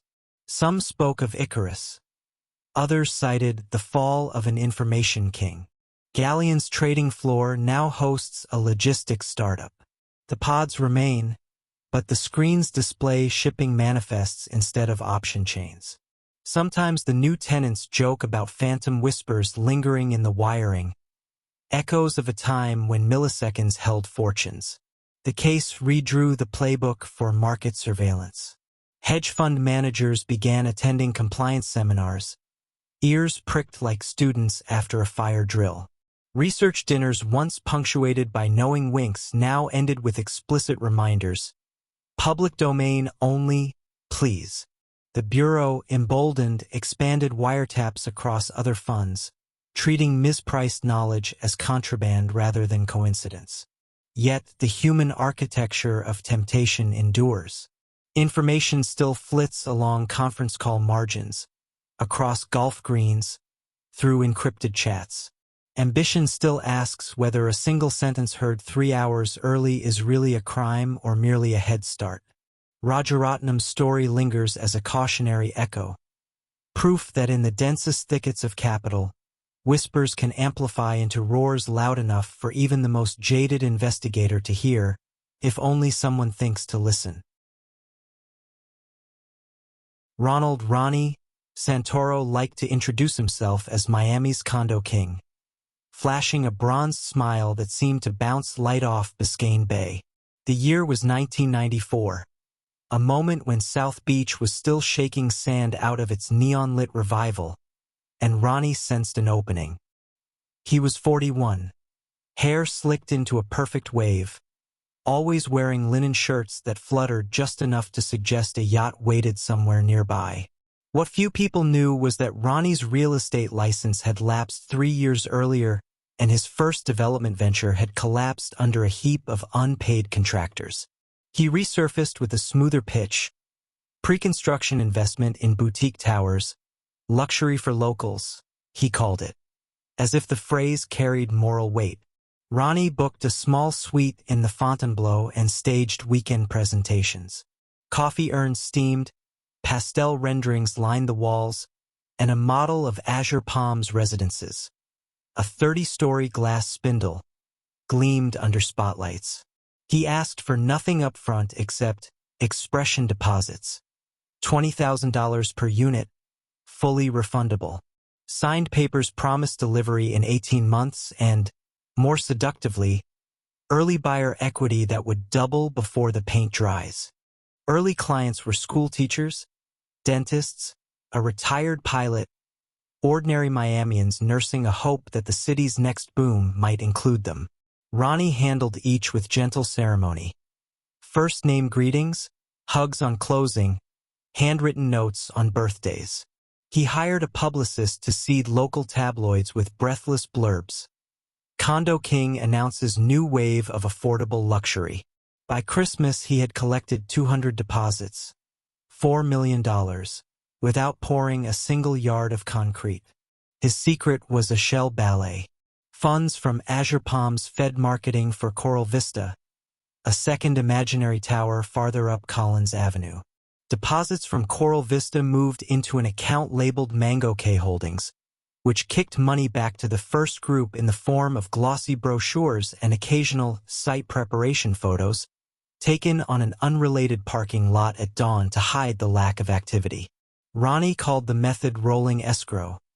In truth, it was a Ponzi scheme draped in turquoise branding. Permits were a hurdle he sidestepped with forged city letters printed on pilfered letterhead. Appraisal reports came from a college friend whose firm consisted of a fax machine behind a dry cleaner. Everything looked official enough to pass the glance of a hopeful buyer who wanted the dream more than due diligence. By mid-1995, a problem surfaced like rust beneath fresh paint. Buyers began asking for construction visits. Ronnie improvised sunset bus tours that idled beside fenced lots while he waved at imaginary crews, working interior footings. Sunset's dim light masked the barren plots.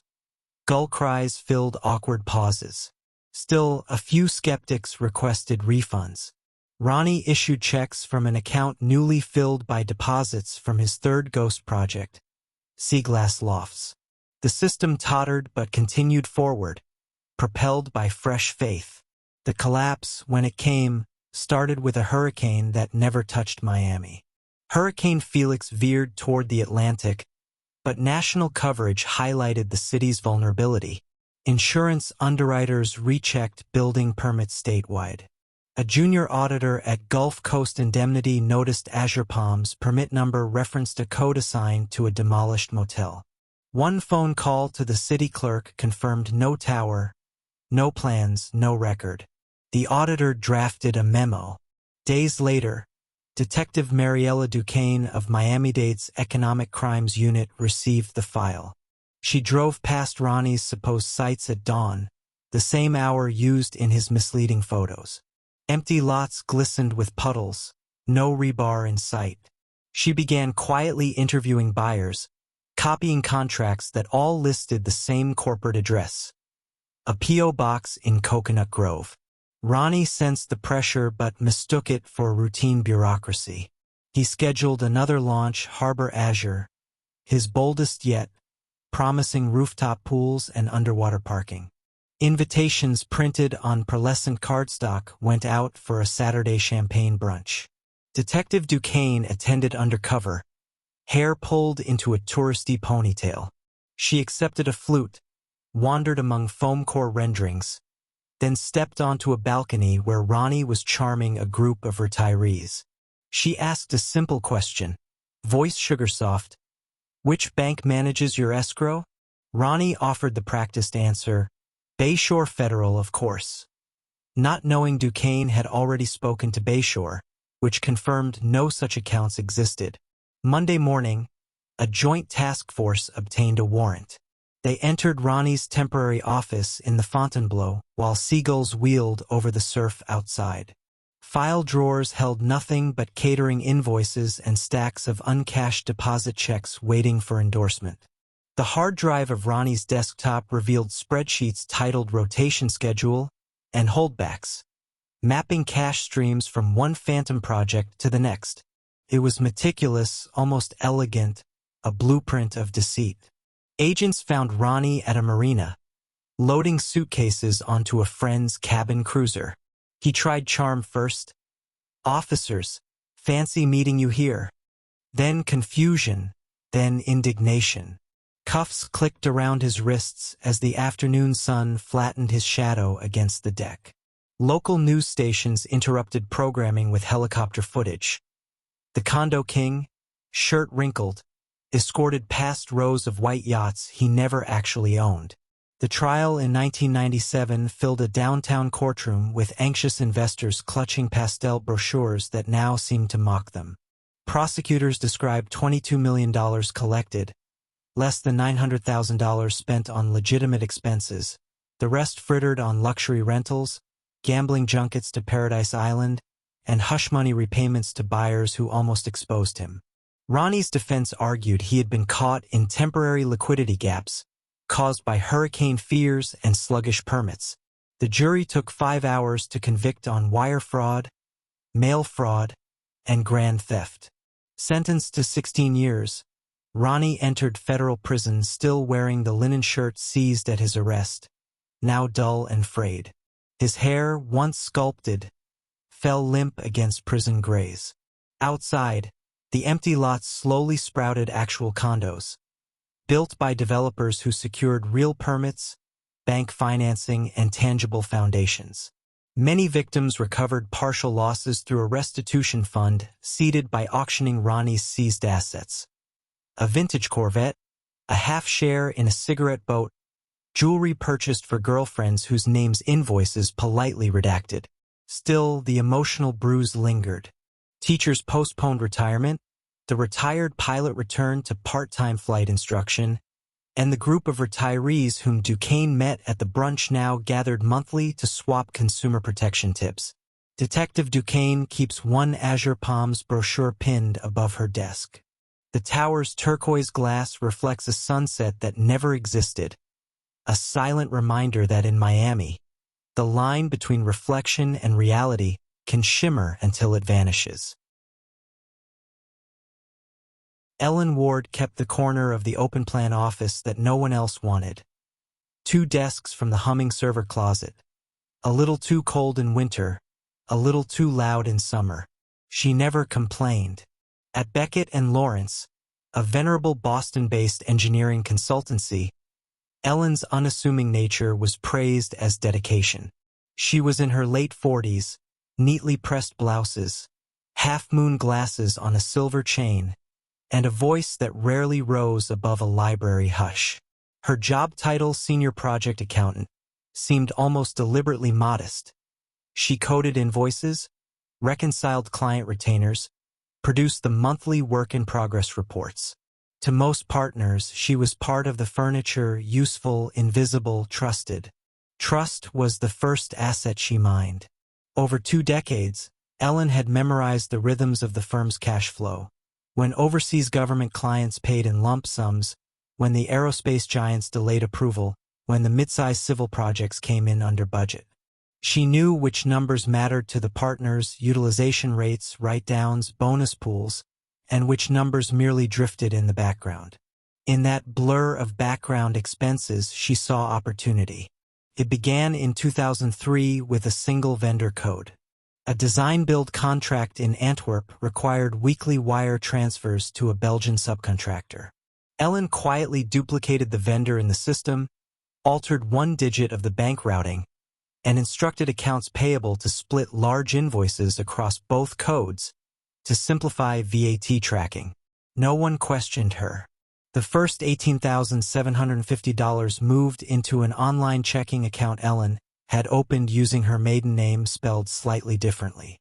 It felt, she later admitted to investigators, less like stealing and more like correcting an imbalance.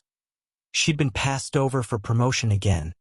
Her mother's medical bills were mounting, and the firm rewarded flashier personalities. She told herself she would pay it back. But the next month, the Antwerp project posted a windfall change order, and the partners were too busy celebrating to notice the numbers swelling under Ellen's private ledger. She refined her method. For every client with foreign currency adjustments, she created shadow vendors, each routed through a new shell limited company registered in Luxembourg. The paperwork looked legitimate. Ellen copied letterheads, stapled forged tax IDs, and filed them in a cabinet that only she opened. The firm's annual audit never reached those bottom drawers. Ellen lived small. She still drove a 10-year-old Corolla, still brought microwaved leftovers for lunch. Yet on Friday evenings, she slipped on a silk scarf and visited a private banking suite on Boylston Street. The bankers believed she was a silent investor in eco-startups. She transferred funds into index portfolios, municipal bonds, a sprinkling of blue-chip stocks. Nothing flashy, just steady, compounding quiet wealth. By 2010, the amount had drifted past $4 million, but the office still saw a frugal woman clipping coupons. Her undoing arrived not through accounting but through architecture. Beckett and Lawrence merged with a larger London firm, Covington Sterling, in 2016. Covington insisted on harmonizing financial systems, migrating everyone to a cloud platform with real-time dashboards. Ellen was deputized to coordinate the transition, a badge of trust she accepted with a tremor of anxiety. She spent weekends rewriting SQL scripts to keep her shadow vendors hidden, but the new software generated automatic exception reports, highlighting duplicate vendor names across currencies. The first red flag appeared on a Tuesday morning in February. Bell ENG Consult SPR Ltd, Ellen's Luxembourg shell, matched 87% against Bell Engineering Consulting SPR Ltd, the genuine subcontractor. The algorithm pushed the pair to an internal auditor named Trevor Grant, freshly transferred from London and eager to impress. Trevor emailed Ellen politely, asking which was correct. Ellen replied with her habitual calm, claiming the near match was a legacy code and could be purged. Trevor accepted the explanation but logged the exchange.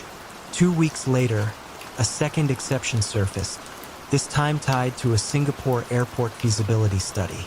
Trevor noticed the same pattern. Invoices split, duplicate names, slight banking discrepancies. He cross-referenced travel reimbursements, hoping to tie the anomaly to an employee's expense claim. Instead, he uncovered a trail of modest wire transfers converging on a single routing number in Massachusetts. Trevor escalated discreetly. The partners summoned a third-party forensic team who arrived under the guise of migration consultants, laptops in hand, quietly copying server images overnight. Ellen sensed the chill first. Partners stopped, leaving doors ajar. Casual banter ceased when she walked by. She doubled down, deleting folders, shredding aged invoices, but the digital footprints were already etched in backup tapes. The confrontation came in March. A gray Wednesday drizzled with sleet.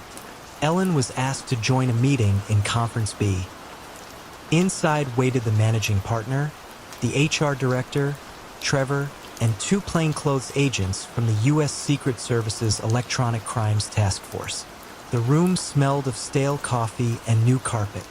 They told her the scope: 12 shell companies, 48 forged vendor files, $27.8 million missing over 13 years. Ellen adjusted her glasses, looked at each face calmly, and whispered, "I suppose this was inevitable." She did not flee, did not faint. She simply produced a flash drive from her cardigan pocket and slid it across the table. On it were spreadsheets matching every diverted dollar to an investment account still untouched. She offered full restitution in exchange for leniency, explaining that the money had become abstract long ago, just columns scarcely real. The Department of Justice disagreed. At sentencing, the judge remarked on the meticulous nature of her deception. "You weaponized anonymity, Ms. Ward, turning invisibility into an instrument of fraud." Ellen received 9 years in federal prison, the low end of the guidelines, but long enough that her late-start retirement vanished. In the aftermath, Beckett and Lawrence implemented dual approval protocols, biometric vaults for vendor records, and quarterly external audits. Yet senior staff admitted in hushed corridors that no software could fully replace watching for the human riddle in the next quiet cubicle. As for Ellen, she spends her days in the prison library cataloging books, still working with numbers, still almost invisible, while the partners wonder how they missed the accountant who sat 2 desks from the server closet and drained them, a few quiet keystrokes at a time. Evan Mercer's cubicle looked like every other in the 13th floor accounting suite of Lakefront Mutual, a respected Chicago insurance firm. A photo of the skyline sat beside a plastic cactus. Soft jazz seeped from his headphones when coworkers passed. He was a quiet 34-year-old risk analyst who seldom lunched with colleagues and always stayed late. Lights dim, screens aglow with spreadsheets no one else bothered to understand. Lakefront's culture prized low-profile diligence, and Evan embodied it. He dressed one notch too conservatively, arrived 10 minutes early, and submitted flawless actuarial models. Managers called him reliable, then forgot about him, exactly the invisibility he cultivated. What they did not see were the small nightly transfers he nudged through the firm's vendor payment system, amounts so modest that no single entry tripped the audit software. Evan routed the funds to a shell company in Delaware named Marquette Solutions, then onward to accounts in Luxembourg. The description on each voucher read, "Catastrophe Reserve Adjustment," a phrase that sounded catastrophically dull enough to be ignored. His motive was simple: resentment baked slowly over years. Evan had entered finance with a master's degree and a head full of algorithms, only to watch louder, flashier peers climb the corporate ladder. Bonuses, corner offices, wine club memberships. He watched them drift upward while he reconciled lost triangles alone under fluorescent glare. By the autumn of 1998, his dissatisfaction hardened into resolve. If the system couldn't recognize his value, he would extract it himself. Phase 1 lasted 18 months. He stole in increments of a few $1,000s, transferring only on Fridays when supervisors were traveling. Each week he widened Lakefront's claim reserves by exactly the amount removed, balancing debits against theoretical storms that never occurred. Insurance math is foggy in the best of lights. A billion-dollar balance sheet easily swallowed an errant line item. Phase 2 began when the firm acquired a struggling regional carrier. The merger flooded Lakefront's ledgers with new policies and disorganized data. Chaos, the perfect cover. Evan's withdrawals grew bolder. $50,000 in March, $120,000 in April. He masked them by assigning exotic policy codes, excess flood Midwest or aggregate stop loss reinsurance, jargon that lulled anyone who skimmed. Still, he paced himself, convinced the secret to lasting fraud was patience. At home, he lived carefully enough to avoid suspicion. He did upgrade from a studio to a modest condo overlooking the river, but he drove the same gray Civic, clipped coupons at Trader Joe's, and vacationed only in off-season months when airfare was cheap. His real indulgence lay buried in offshore statements, a growing sum he checked nightly, screen glow flickering on his glasses like a private aurora. The undoing began with a single unpaid roofing invoice. A small contractor in Peoria had filed a legitimate claim after a hailstorm. The payout stalled because funds allocated to the catastrophe reserve were, unbeknownst to anyone, already siphoned off. A junior adjuster kicked the discrepancy upward. Internal auditors opened a routine inquiry, certain it was a clerical error. They spotted patterns, reserve accounts whose balances fluctuated strangely at month end, vendor codes that appeared nowhere else in the system, a Delaware LLC with no physical office. Auditors summoned Evan on a humid Tuesday morning. He walked into conference room carrying a legal pad, steady smile fixed in place. They asked about Marquette Solutions. He claimed it was a reinsurance affiliate, a common arrangement. When pressed for paperwork, he promised to retrieve it after lunch. He never returned. Closed-circuit footage later showed him exiting the building calmly, discarding his security badge into a planter, then boarding an outbound train to O'Hare. He wore a navy blazer, carried one small backpack, and left behind an apartment stripped of personal photos. On his kitchen counter stood a single sheet of paper, a resignation letter thanking Lakefront for years of professional growth. Lakefront Mutual froze his accounts within hours, but Evan had anticipated the timing. Over the previous weekend, he wired the remaining balance, approximately $26.8 million, to 3 European banks via an Estonian fintech platform. He'd rehearsed the sequence countless times. Phone switched to a burner, passport under the alias Matthew Cross. Tickets booked to Sao Paulo with the same-day connection to Montevideo. By dusk, he was airborne over the Atlantic, 40,000 feet above the tangle he left behind. The FBI entered the case under the Financial Institutions Fraud Unit. Agents traced the Luxembourg transfers to an address belonging to a defunct travel agency, then hit a wall of banking secrecy. They interviewed co-workers who could offer only adjectives: quiet, polite, forgettable. The deeper investigators dug, the clearer Evan's genius for camouflage appeared. No unexplained vehicle purchases, no casino visits, not even a suspicious Amazon order. He had lived like a monk while stealing like a pirate. For 2 years, Evan vanished from every database. Rumors placed him in the Caymans, then Krakow, then a yoga retreat in Bali. In truth, he resided in a rented house on Uruguay's southern coast, cash-heavy but in a limbo of his own creation. He surfed at dawn, ate empanadas at dusk, and slept poorly, jolted awake by phantom door knocks. Money insulated him from want but not from vigilance. The break came when he grew tired of paying rent under the table. He attempted to purchase a boutique hotel using a new identity forged through a bribed civil registrar. The transaction triggered Uruguay's updated anti-money laundering protocols. A compliance officer noticed the passport number matched an Interpol watch list. Evan was arrested while sipping mate on the veranda, wind riffling the pages of a novel he pretended to read. Extradited to the United States, he faced wire fraud and money laundering charges carrying a potential 50-year sentence. In court, he listened impassively as prosecutors described the ripple effects.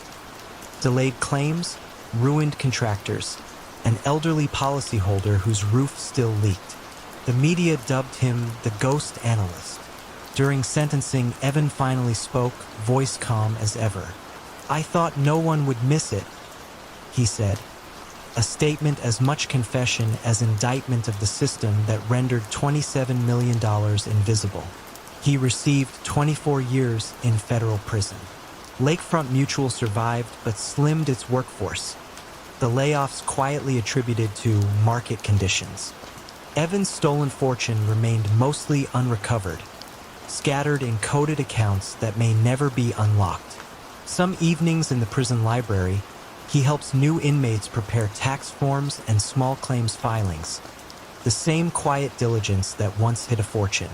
Outside, auditors still comb balance sheets for anomalies, each faint irregularity whispering the possibility of another Evan Mercer. Patient, unseen, and waiting for the ledger lines to blur. Stefan Adler arrived in Copenhagen's cleantech scene in 2011 like a gust off the Kattegat, fresh, brisk, full of promise.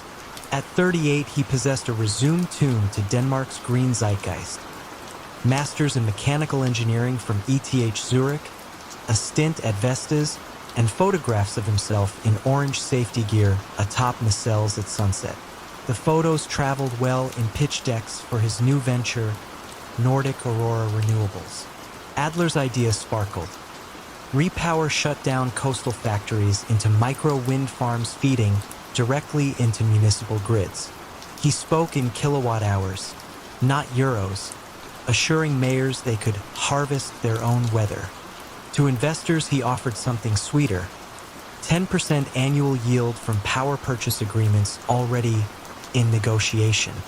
A slender prospectus, printed on recycled hemp paper, listed 5 sites: Thyboron, Esbjerg, Sonderborg, Kolding, and Kalundborg. The cover showed turbines where, in reality, only rusting smokestacks stood. Seed money flowed, 8 million euros from a Hamburg family office, then 27 million euros pooled via Luxembourg SICA funds aimed at pensioners seeking ethical returns. Adler's charm helped. He conducted site tours in a leased Tesla, gesturing at Seagull-flecked skylines while describing foundation depths and grid interconnects that existed solely in CAD mockups. Investors, dazzled by salt air and the political tailwind of EU climate targets, signed term sheets atop car bonnets without asking why no municipal permits were framed on his office wall. Nordic Aurora's headquarters occupied half a floor in a refurbished sugar silo overlooking Copenhagen Harbor. Staff numbered 13, civil engineers, an accountant, a lone receptionist named Freja who watered the lobby's fiddle leaf fig and tracked Adler's flights in a spreadsheet. The employees believed. After all, bank statements showed regular cash injections, and every Monday Adler distributed pastries still warm from a Nyhaven bakery. The scheme's engine was a special-purpose vehicle called NA Holding 4 APS. Through it, Adler sold convertible green bonds, each tranche tied to a specific turbine model. He promised completion milestones: foundation poured by Q3, tower erection by Q4, first rotational test before year-end. Bondholders received glossy quarterly updates, drone photos, progress bars, even maintenance schedules. All were fabricated in Lightroom by a graphic design intern who thought she was assembling marketing material for lenders. Money exiting the SPV traced a wandering path, first to Norskwind Consultants AS in Oslo, a shell with a blind P.O. box, then to Bluestone Marine Leasing in Malta, billed for underwater cabling vessels. From Malta, it landed in an ING account in the Netherlands under the name LYX Invest BV, Adler's private holding. He moved it again into a Liechtenstein foundation discreetly labeled SA Family Future Fund. His spending stayed low-key. A restored brick townhouse in Osterbro, vintage hi-fi equipment, annual sailing weekends to Skagen. What cracked the facade was not extravagance, but a schedule slip. Thyboron's mayor, pressed by local journalists about turbine noise studies, wrote Nordic Aurora requesting environmental assessments. The letter, misaddressed, bounced back twice before Freja intercepted it and forwarded to Adler. He replied with airy assurances but set no meeting. The mayor, wary, copied the Danish Energy Agency. Simultaneously, senior engineer Rune Madsen noticed purchase orders for Siemens Gamesa tower sections dated months in the future yet already marked paid in full. Rune phoned the supplier, whose logistics officer politely said no such order existed. Disturbed, Rune confronted Adler in the glass-walled conference room. Adler listened, fingers steepled, then suggested Rune take stress leave. Rune resigned instead and shared his doubts with a classmate at Deloitte's Copenhagen forensic unit. Deloitte launched a discreet vendor validation exercise, posing as prospective investors. In a week, they discovered that Nordic Aurora's EPC contracts bore signatures of a German notary who had died in 2007. Deloitte compiled a memo and, adhering to EU whistleblower protocols, submitted it to the Danish public prosecutor for serious economic and international crime, the SIK, better known as Bagmanspoletiet. Agents initiated Operation Mall, Danish for windmill. They subpoenaed bank records, finding outward transfers totaling 49.6 million euros against inward investment of 51.3 million euros, nearly every euro rerouted. Crucially, grid connection guarantees Adler touted in presentations did not exist. Energinet, the Danish transmission operator, had never received applications for the 5 sites. On a gray October dawn in 2019, 2 unmarked Skoda wagons parked outside the sugar silo office. Adler arrived moments later, helmet in hand from a supposed site inspection. Inside the lobby, Freja offered the usual coffee. Instead, agents stepped forward, badges raised. Adler froze, eyes on the fiddle leaf figure. During the search, investigators cloned laptops, seizing a DSLR whose memory card held hundreds of turbine photos. Metadata revealed they were shot outside a Spanish wind farm 1,800 kilometers away. In custody, Adler wavered between defiance and weary candor. He claimed he planned to catch up construction once a final 20 million euro bridge round closed, a classic Ponzi confession. Faced with routing number spreadsheets thicker than a maritime atlas, he signed a statement admitting misappropriation. Trial unfolded in the Frederiksberg courthouse, wood-paneled and smelling faintly of varnish. Pensioners traveled from Hamburg clutching bond certificates. A Kallenborg schoolteacher testified she invested classroom fundraising money earmarked for solar panels.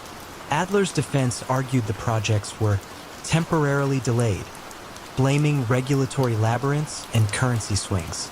Prosecutor Mette Lugge held up a map. These turbines live only in Mr. Adler's PowerPoint. The jury needed one day, guilty on counts of fraud, forgery, and money laundering. Sentence: 7 years, assets forfeited. Nordic Aurora dissolved. The sugar silo floor now hosts a biotech startup. The fiddle leaf fig survives, tended by new interns unaware of its past. Denmark installed stricter due diligence rules for green bonds, requiring third-party verification of physical progress before capital release. Investors learned to distrust drone photos without GPS tags. From Nyborg State Prison, Adler writes proposals for renewable energy education programs, bartering expertise for reduced chores. He no longer speaks of harvestable weather. Instead, he tells visitors the wind is predictable only in one respect. It eventually changes direction, exposing everything left unanchored beneath. No one noticed Jonah Patel when he first logged into the gleaming lobby kiosk at Clarion Analytics in Palo Alto, the summer of 2016. At 21, he blended into the Silicon Valley gradient of hoodies and hope. A computer science major from UC Davis with a 3-month internship and a borrowed Prius that smelled faintly of ramen. Clarion, a rising star in predictive health data, housed its interns in a glass-walled bullpen, 4 floors below the executive wing where venture capitalists slipped in and out like specters. Jonah's assigned project looked modest. Improve the data ingestion scripts for Clarion's flagship engine, Asteria. The real magic, the algorithm that predicted cardiac events days before symptoms, lived on a secure server in a separate subnet. Employees joked that Asteria's code was the crown jewels and the nuclear codes rolled into one. Jonah heard the phrase his first week and filed it away with a quiet flicker of ambition. Money lay at the root of that spark. Jonah's father had died 2 years earlier, leaving hospital bills that bent his mother into 3 jobs. Financial aid barely held his tuition afloat, and each scholarship rejection added weight to Jonah's chest. Clarion paid interns decently, but Valley salaries could not erase $128,000 of medical debt. The solution, Jonah concluded, had to be exponential. Opportunity arrived through an overlooked side door, automated nightly backups. Jonah discovered that one of his ingestion scripts processed log summaries that included function call names from Asteria. By tweaking a parameter, he could request expanded logs, harmless on their face, yet rich with embedded snippets of core code. He tested the exploit once at 2 a.m., heart racing beneath fluorescence. The server complied, delivering a compressed file to a temporary folder that only systems engineers typically accessed. No alarms sounded, no security badge flashed. Jonah deleted the file immediately but knew the vault had cracked. Days later, while classmates played frisbee outside the intern housing, Jonah created an anonymous handle, SpectralByte, on a dark web marketplace catering to corporate espionage. He posted a teaser, proprietary health prediction source code, 90% accuracy rate, US company, proof of concept available. Within an hour, 3 prospective buyers messaged, one claiming ties to a Singapore tech conglomerate, another fronting for a Zurich hedge fund, and a third whose location field read simply Moscow. Bids in cryptocurrency climbed past the threshold that would clear his family's debt twice over. To solidify trust, buyers wanted sample functions. Jonah returned to Clarion's office late each night under the pretext of refining scripts before demo day. He siphoned code in 200-line chunks, careful never to reach the threshold that triggered checksum audits. He stored the fragments on an encrypted USB drive, hidden in a canister of protein powder, security through banality. On chats, he spoke in curt phrases, adopting the persona of a seasoned broker even as his palms sweated over the keyboard.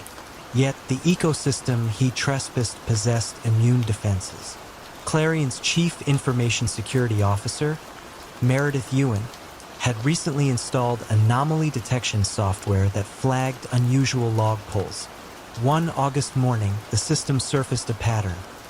Expanded backups requested only during graveyard hours, always from the same workstation in the intern bullpen. Meredith printed the report and circled the IP address, irritation sharpening into curiosity. Rather than trigger an overt investigation, she enabled silent packet capture on the suspect machine, wanting to see whether the activity was naivete or malice.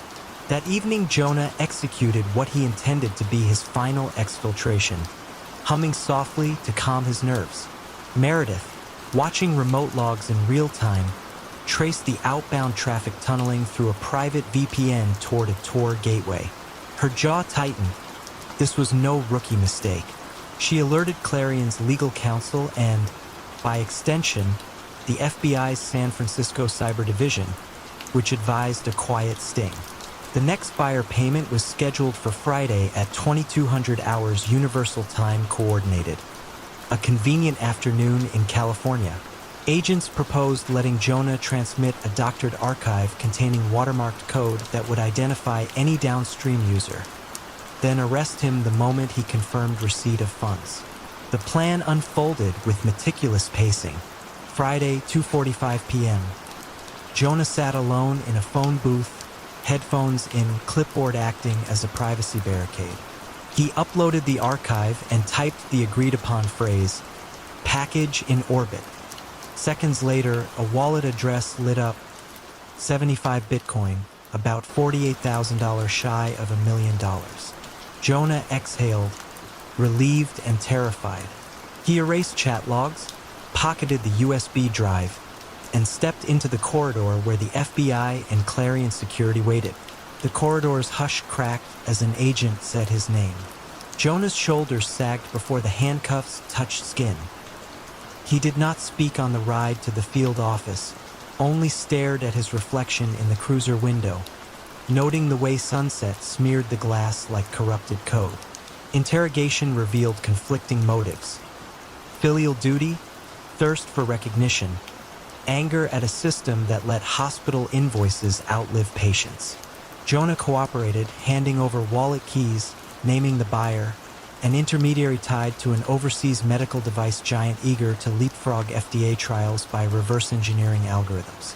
The doctored code they received would eventually expose them, but Jonah's cooperation shaved little off the charges: theft of trade secrets, wire fraud, and computer intrusion. In court, Clarion executives testified that stolen technology could have undermined years of research and jeopardized patient safety.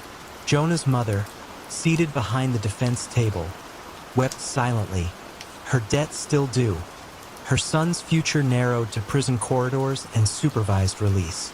The judge, acknowledging Jonah's youth and cooperation, imposed 4 years in federal custody and restitution equal to the crypto windfall, now frozen in a bureau wallet.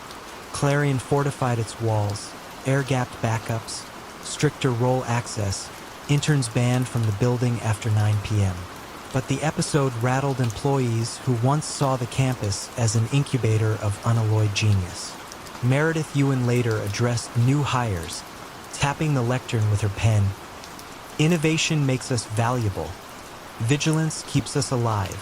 Jonah serves his sentence at Lompoc, tutoring inmates in basic coding. Some evenings, he writes algorithm sketches in pencil, wonders if ideas can belong to anyone, and counts the days until release. Beyond the fences, Asteria's predictions save lives Jonah will never meet. A quiet echo of brilliance, born in secrecy, shadowed by regret.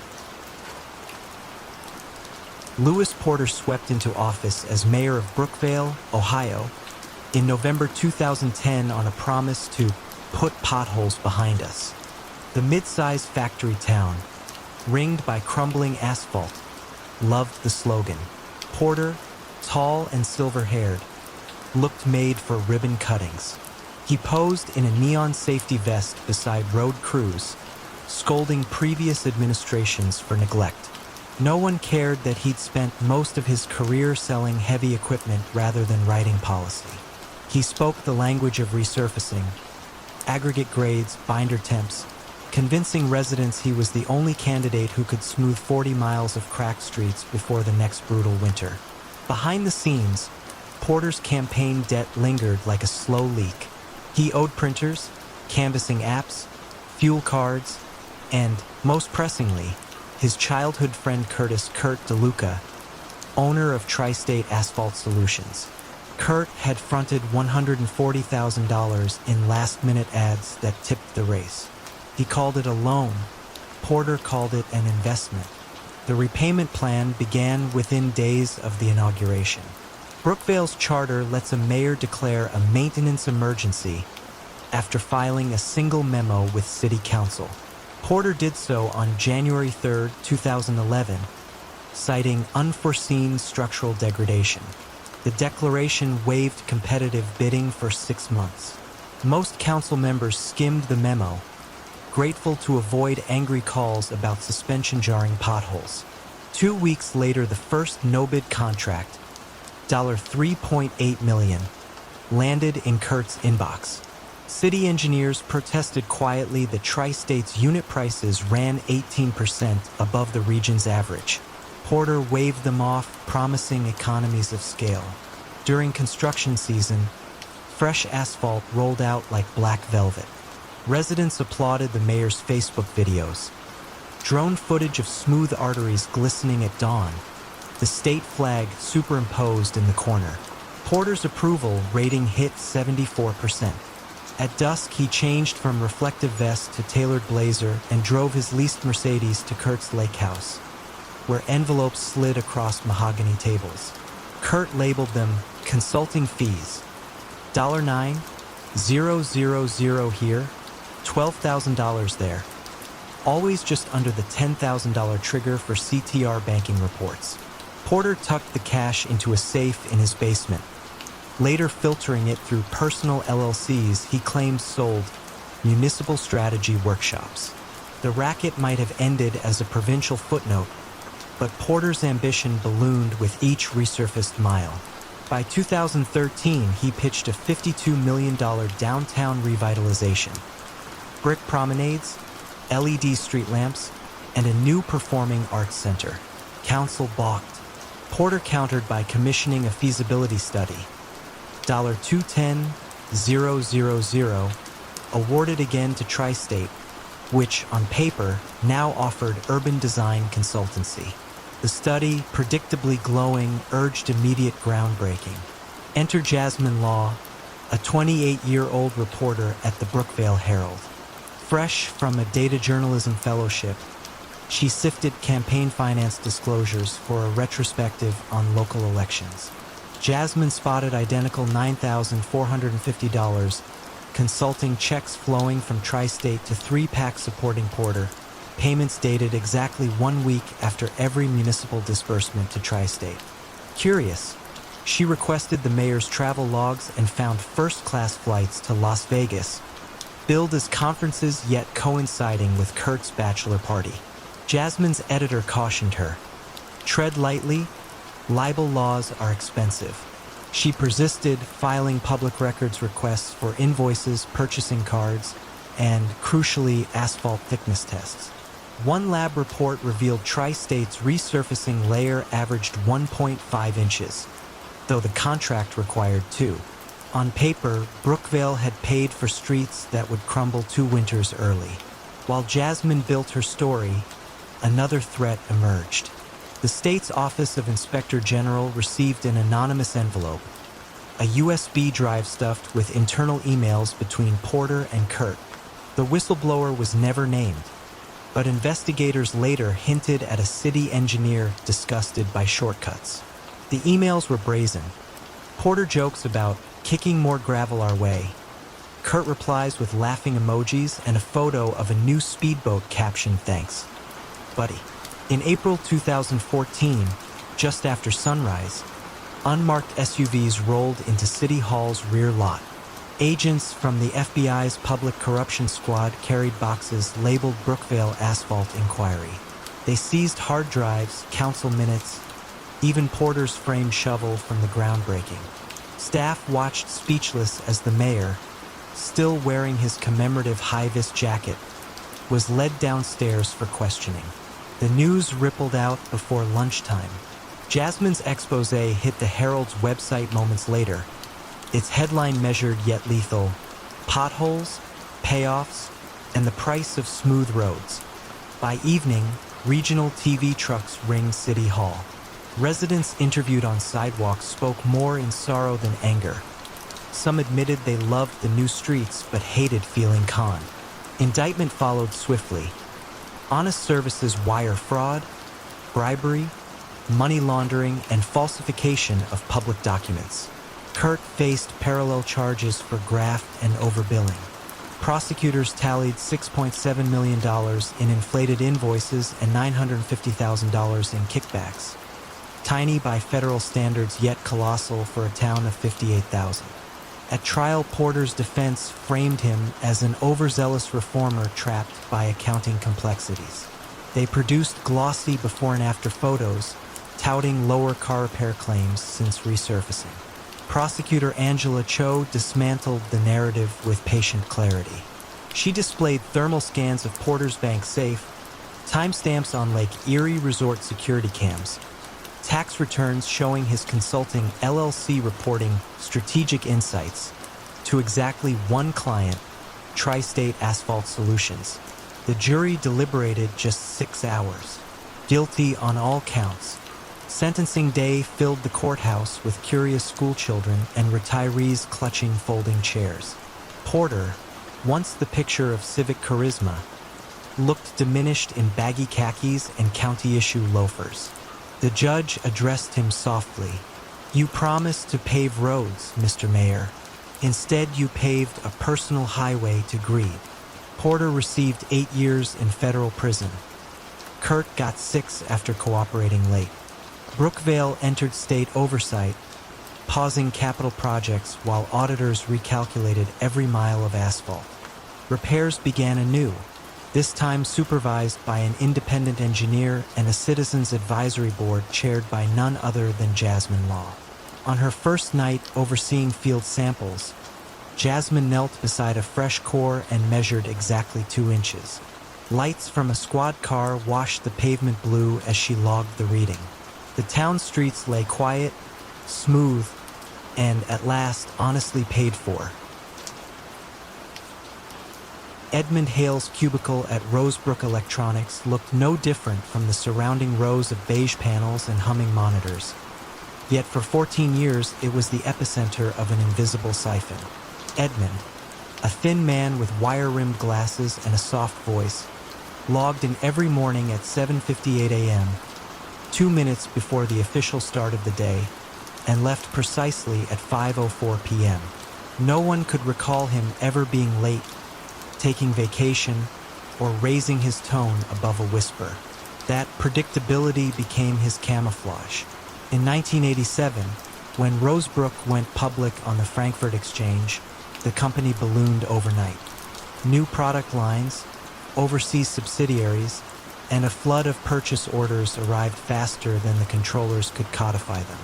Edmund's task was to reconcile intercompany transfers, a mind-numbing series of ledger entries that flowed between European sales offices and the parent firm in Cincinnati.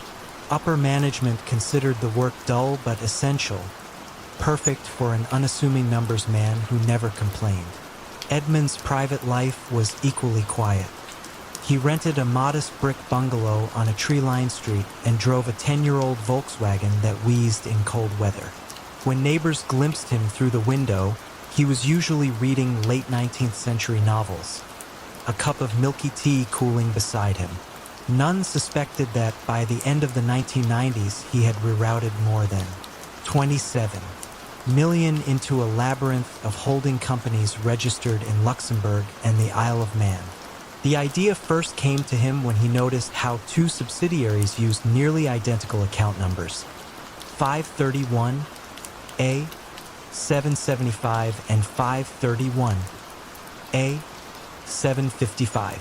A transposed digit caused a payment meant for Barcelona to land briefly in a suspense account. Edmund reversed the error, but the mistake lingered in his mind. If one misplaced keystroke could move 6 figures without a single alarm, what might a deliberate miscode achieve? He began with microtransactions, slipping $940 here, $1,120 there. Always amounts that looked like rounding errors on foreign exchange gains. He credited Barcelona, debited Cincinnati, and inserted a third, phantom entity, Alden Mercantile AG, between them. The name sounded legitimate, and in the commotion of rapid expansion, no one questioned an unfamiliar vendor. Each Friday, he wired the accumulated trickle to Alden's account, then forwarded it to a multi-currency sweep under his control. Because the funds passed through only hours apart, auditors saw clean books. The money seemed to arrive where it belonged. Greed did not push Edmund. Control did. Childhood in a strict household had taught him that real power was invisible, exercised silently behind closed doors. The secret balance grew, and with it his sense of mastery. Still, his lifestyle barely changed. The Volkswagen remained. The bungalow stayed unrenovated. The only splurge was an annual trip to Vienna, ostensibly to hear chamber music. In reality, he met a discreet private banker who converted dollars into bearer bonds and stored them in a numbered vault. As the new millennium approached, Rosebrook's leadership chased aggressive earnings targets. They trimmed compliance budgets, froze hiring, and accelerated quarter-close schedules. Ironically, every shortcut created fresh blind spots for Edmund to exploit. He widened the funnel, redirecting entire shipment prepayments, then refunding partial amounts to customers with apologetic notes about currency fluctuations. Because clients still received goods on time, they overlooked the discrepancies. A single colleague, an intern named Mariah Lowe, sensed something off. In 2002, she was assigned to assist Edmund for a summer rotation. Mariah noticed that Alden Mercantile appeared on transfer reports only on Fridays and never held a balance over the weekend. She asked Edmund about it during lunch in the cafeteria. He smiled politely, explained that Alden was a clearing broker for European VAT offsets, and returned to his tuna sandwich. Mariah let the matter rest. She was 21, new, and eager to secure a full-time offer. 3 years later, Mariah, now a staff accountant, attended a forensic accounting seminar where the presenter warned, "Watch for vendors that cycle transactions within 5 business days." The phrase stirred a memory. She dug through archived spreadsheets and found Alden's Friday pattern unchanged, humming along like a drumbeat beneath the firm's financial symphony. This time she approached the internal audit director, a gruff man named Sutherland, who had once served as a military investigator. Sutherland pulled 3 years of wire logs and traced Alden's account to a bank in Vaduz. Yet the listed contact person was Edmund Hale. Confrontation came on a gray November afternoon in 2005. Sutherland, flanked by 2 external auditors, waited at Edmund's cubicle. They spoke quietly, almost respectfully. Edmund did not resist. He closed his spreadsheet, folded his glasses, and accompanied them to a conference room that smelled of stale coffee. Over 6 hours, he explained the mechanics with the precision of a watchmaker. When asked why he did it, he gave a small, almost apologetic shrug. "Because I could," he said. The statement hung in the fluorescent light, flat and honest. Law enforcement arrived just after midnight. Edmund was led out through a side door to avoid the night shift engineers. Reporters would later learn that the arrest was so discreet most employees didn't know until they saw the morning news ticker scrolling beneath televised stock quotes. The courtroom phase was subdued. Edmund pleaded guilty to wire fraud, money laundering, and tax evasion. He offered no defense, waived the right to trial, and returned $19.4 million, every asset that could be liquidated before sentencing. The remainder, prosecutors believed, was locked in instruments that had since matured anonymously. Judge Eleanor Watkins, known for her measured tone, sentenced him to 11 years in federal prison. She observed that the crime was as silent as it was vast, and that society often overlooks the damage caused by white-collar deceit until the ledger finally balances in ruin. Rosebrook Electronics survived, though it never fully recovered investor confidence. Compliance budgets tripled, new layers of oversight clogged processes, and talented employees left for leaner firms. In the bungalow, dust collected on shelves where Victorian novels once stood. The property was auctioned to pay restitution. Neighbors whispered about the soft-spoken man who read by the window, wondering how someone so ordinary could command such hidden storms. Edmund served 8 years before parole. Upon release, he settled in a halfway house and took a job calculating inventory for a nonprofit. Numbers in plain sight, stripped of secrecy. To this day, no one can say exactly how much of the stolen fortune remains adrift in offshore vaults, drawing quiet interest in currencies Edmund may never spend. The final mystery is not the missing millions, but the man himself. A master of invisibility whose greatest talent was to look like nothing at all, until the balance sheet insisted on telling his story. Miles Turcotte began most mornings in 1986 just after dawn. stepping into the marble lobby of Halperin and Blaine Securities with coffee hot enough to sting. The firm's elevators rose to the 43rd floor, a glass box that overlooked Midtown Manhattan and, on clear days, the Atlantic shimmer. Miles was 28, trim, impeccably polite, and newly promoted from the bullpen to a junior position on the merger's desk. He had grown up in Queens, the son of a city bus driver who counted coins at night. Ambition clung to him early. Scholarship to NYU, internship on Wall Street, a talent for memorizing entire prospectuses by breakfast. What he lacked was pedigree, and in the buttoned world of investment banking that mattered. Partners shook his hand, then wiped theirs on suit jackets as they turned away. Miles responded with deference that masked a steadily building resolve. If connections would not open doors for him, he would pry them open himself. The opportunity arrived by accident one Thursday evening. Cleaning staff had propped open a side staircase, and Miles slipped in to stretch his legs after a 14-hour shift. 2 flights below, he heard voices.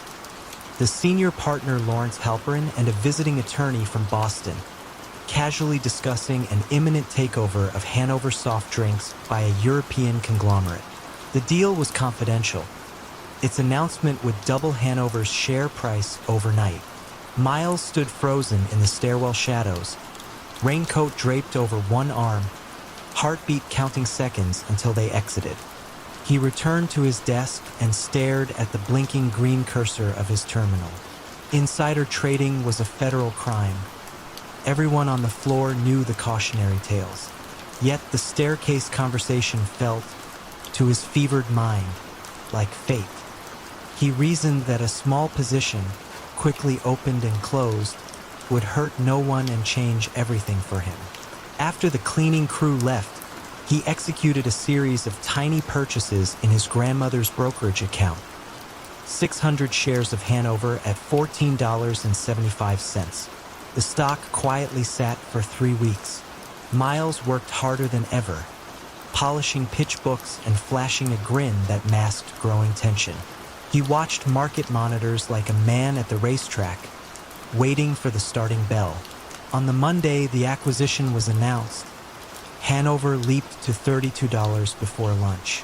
The profit, just over $10,000 after commissions, was modest by Wall Street standards, but to Miles it felt like a signal. The system was porous, and he had found a crack. He grew bolder. Each new rumor that drifted across the 43rd floor became fuel. He created a rotation of accounts under family names. An uncle in Tampa, a cousin in Montreal, an estranged brother he barely knew, spreading the trades thin to avoid a pattern. He limited positions to 5-digit gains, nothing flashy, nothing that might appear in a quarterly audit. Successful trades funded a down payment on a Soho loft, then a pearl bracelet for his mother, then tailored suits that drew admiring glances from analysts who once ignored him. Miles justified each step as temporary. The plan was to build a cushion enough to breathe easier and then stop. Yet the rush proved addictive. In whispered phone calls from payphones blocks away from the office, he placed orders tied to pharmaceutical approvals, airline mergers, defense contracts. By the autumn of 1987, his illicit nest egg had quietly reached $1.3 million, scattered across 8 brokerage firms and 2 newly minted Cayman accounts. The implosion began, ominously, with a congratulatory steak dinner. Lawrence Halperin gathered the team at a Midtown chop house to toast a record quarter. Wine loosened tongues. A risk officer mentioned that the SEC had requested trading records for routine analysis. Miles forced a smile, but the cut of ribeye turned to ash in his mouth. He excused himself early, walked the length of Lexington Avenue in the drizzle, and composed what he believed would be a final set of phone instructions. Selling every position, wiring cash overseas, severing ties.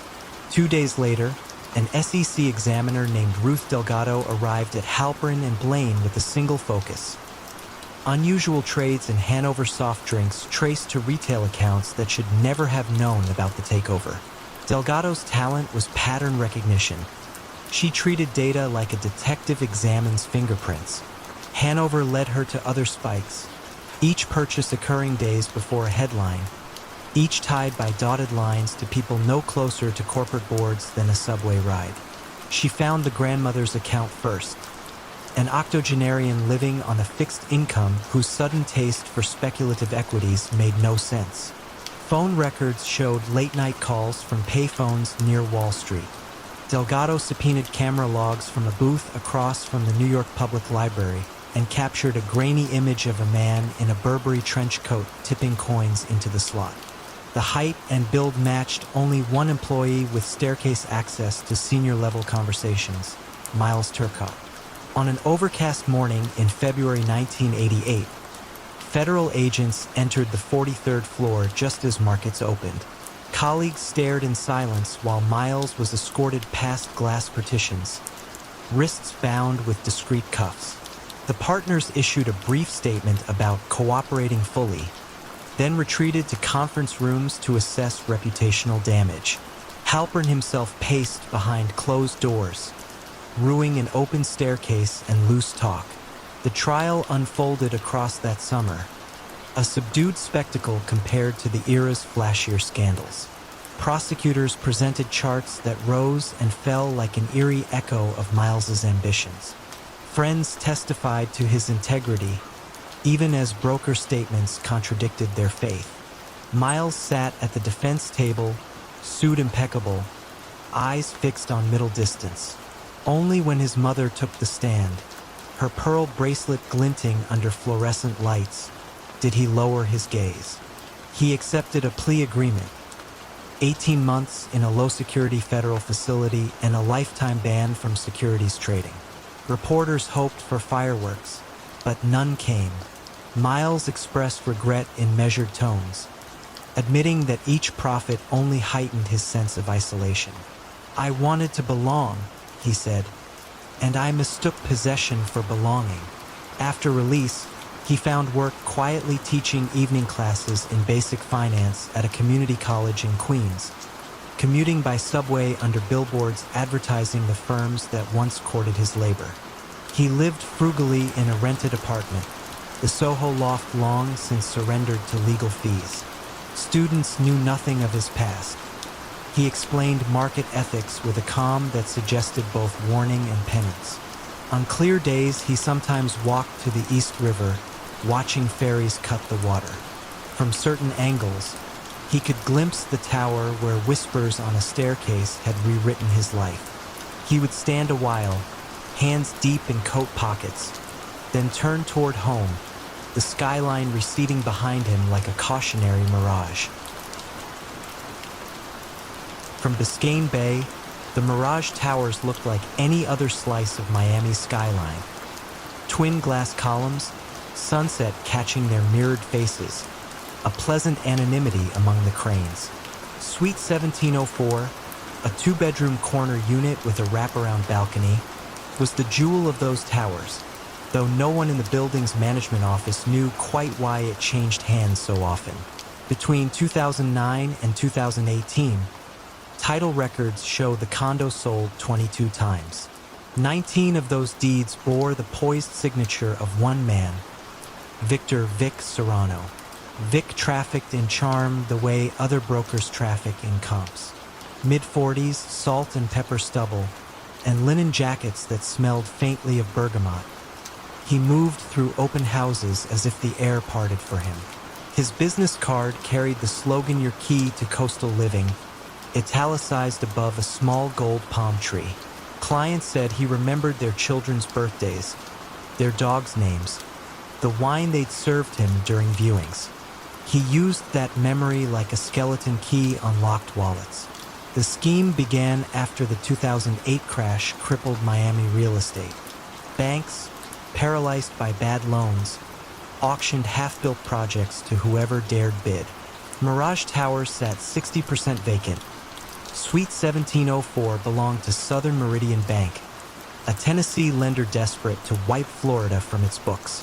Vic approached them with a cash offer using a newly formed LLC, Coral Reef Holdings. capitalized with $160,000 he coaxed from 3 small investors. He told them the condo would flip within 6 months. Easy double, maybe triple. In truth, he intended never to let go.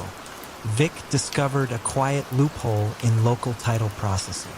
When an LLC bought property, Miami-Dade recorded the deed but rarely scrutinized the equity structure behind the company, treating any filed operating agreement as gospel. Vic exploited that opacity. Each time he sold 1704, he didn't convey the condo itself. He conveyed the LLC that owned it. New investors believed they now possessed waterfront real estate. In reality, they held membership units in a paper entity whose sole asset was already pledged as collateral for private loans Vic used to finance new ventures, vacant lots, renovation bills, and eventually his own lifestyle. He staged the condo anew for every client.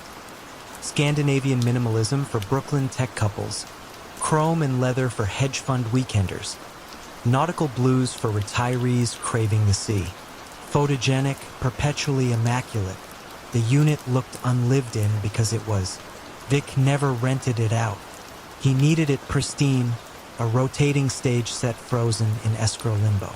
With each transfer, a fresh appraisal, commissioned by Vic's favorite independent valuer, nudged the price upward, $410,000, then $465,000, crossing $600,000 by 2016, even as comparable units lagged behind. The illusion of momentum lured more capital. The condo's perceived liquidity became its own advertisement. Paperwork flowed through a title company 2 blocks from Vic's office. The closer, a semi-retired attorney named Harold Duvall, trusted Vic because Vic brought repeat business. Harold's assistant stamped the LLC amendments, wired the funds, issued owner's title policies without ever inspecting the underlying loan stack. Layer by layer, liens multiplied. First a $150,000 bridge loan against Coral Reef Holdings, then a mezzanine note, then a line of credit Vic masked as renovation reserve. Each instrument used 1704 as security. By the 15th sale, the condo was collateral for $3.9 million, 5 times its real value. What kept the carousel spinning was Vic's punctuality. Interest coupons arrived on the dot, wired from a revolving pool of new investor money. No one asked how returns stayed so steady. South Florida was an optimism factory, and Vic played maestro. He hosted champagne closings on the balcony at dusk, pelicans skimming the bay beneath. Buyers left with embossed folders, a bouquet of tropical flowers, and the warm certainty of prime real estate safely tucked in a corporate wrapper. Trouble crept in by way of a bored junior examiner at Gulf Horizon Bank, which had purchased one of the mezzanine notes from a private lender. Tasked with digitizing legacy paperwork, she noticed the same parcel ID appearing as collateral on multiple unrelated loans. Intrigued, she traced the chain of assignments and saw that each lien listed a different current owner LLC, yet all LLCs shared the same registered agent, Victor Serrano. She flagged the anomaly to the bank's risk officer, who quietly ordered an outside audit. Forensic accountants arrived with laptops and portable scanners. In 2 weeks, they reconstructed a flowchart of shell entities spiraling from Coral Reef Holdings like coral polyps. Money entered through subscription agreements, skimmed into Vic's personal accounts labeled consulting fees, then surfaced as interest payments to earlier investors. Classic Ponzi geometry, draped in real estate jargon. The auditors alerted the FBI's Miami field office, Economic Crimes Unit. Agents chose a humid Wednesday in July 2019 to visit Mirage Towers. They found Vic hosting yet another sunset closing. Prospective buyer number 23, a neurosurgeon from Atlanta. The agents waited until the champagne popped, then stepped onto the balcony, badges out. Vic's practiced smile held for a heartbeat before slipping, like a porch light dying. He surrendered quietly, offering pleasantries, as if manners might insulate him. Indictment followed for wire fraud, bank fraud, and aggravated identity theft. He'd forged signatures on at least 6 operating agreements. At trial, prosecutors laid out spreadsheets where inflows and outflows danced an elegant but damning waltz. Investors testified they never saw rent rolls, never demanded independent appraisals. One wept, describing retirement funds scraped over decades. Vic listened, face impassive, tapping one polished shoe in a rhythm no one else heard. The defense argued Miami real estate was inherently risky, that Vic intended to develop a boutique rental portfolio derailed by market headwinds. The jury, unmoved, deliberated 4 hours. Conviction on all counts delivered a 12-year sentence. In his final address, Vic spoke softly. "I sold possibility and I believed in it myself, right up until tonight." The judge replied that belief is no substitute for balance sheets. Mirage Tower still stands. Suite 1704 finally sold at a foreclosure auction for $320,000. Unfurnished, its balcony stripped of orchids and champagne flutes. The new owners, a retired couple from Ohio, know little of its past. They placed a small ceramic plaque by the door. Home is where the tide meets the sky. Occasionally, longtime residents ride the elevator with them, remembering Vic Serrano's linen jackets and flawless memory, and wonder how many dreams fit inside a single corner condo before the walls themselves learn to lie. Miles Denham first appeared on Canary Wharf's polished marble floors in the spring of 2005, carrying a leather folio that never left his grasp and a grin that suggested the future was already his. He called himself a cross-border capital placement specialist, a phrase few understood yet everyone repeated. Tall, soft-spoken, and precise with his cufflinks, he quickly secured a desk at Vantage Equities, a mid-tier brokerage catering to pension funds hungry for continental real estate yield. To the partners, he felt like found money. European schooling, Midwestern manners, and a bulging Rolodex of Spanish developers who, he insisted, were about to turn the Costa del Sol into a new Miami Beach.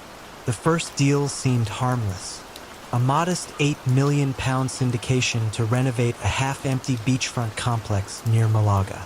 Miles produced glossy architectural renderings and a feasibility study stamped by an accounting firm in Barcelona. The rental projections strained credulity, yet June of 2006 was a season of optimistic spreadsheets. Vantage wired the funds, the pension trustees toasted their foresight, and Miles collected a 2% placement fee, which he immediately converted into blue-chip shares. No one flew to Spain to confirm whether bulldozers ever arrived. By 2007, Miles had raised £74 million across 5 Spanish projects, each wrapped in a different shell company with lyrical names: Marta Olivos, Horizonte Azul, Costa Ventana. He used identical photos in multiple prospectuses, changing the angle or the shade of the sea to suggest variety. Investors noticed neither the recycled imagery nor the recycled promises. Off-plan condos prezzold to Scandinavian retirees, financing fully secured by local municipal guarantees. Completion set conveniently 18 months after each closing. Then came the financial crisis. British pensions suddenly craved the steady returns Miles had promised.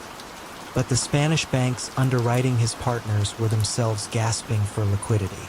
He responded with an audacious pivot: trophy towers in Madrid. In October 2008, he unveiled a plan to acquire 2 half-finished office blocks, concrete skeletons abandoned when credit froze. He spun them into an opportunistic recovery fund, claiming inside contacts would grant the assets at a 40% discount if capital arrived within 30 days.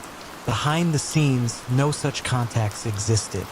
The towers were indeed real, but ownership had collapsed into a knot of courts, creditors, and tax authorities. Miles could not buy them even if he tried. What he could do was sell the dream, He filled conference rooms with somber talk of countercyclical strategy, displayed aerial drone footage of the buildings at dusk, and quoted a valuation model that predicted a doubling of rent rolls by 2014. Trustees, desperate to recoup earlier costed Del Sol delays, doubled down. An additional £52 million landed in an account at Banco de Santander, an account Miles controlled through a Gibraltar-registered conduit called Southmar Capital. His personal life, however, remained disarmingly low-key. He rented a modest flat near Greenwich Park, drove a 6-year-old Volvo, and vacationed in off-season months when airfare was cheapest. Colleagues mistook this restraint for integrity, unaware that most of the money sat in a Luxembourg clearinghouse earning quiet interest. Miles consulted no lavish wish list.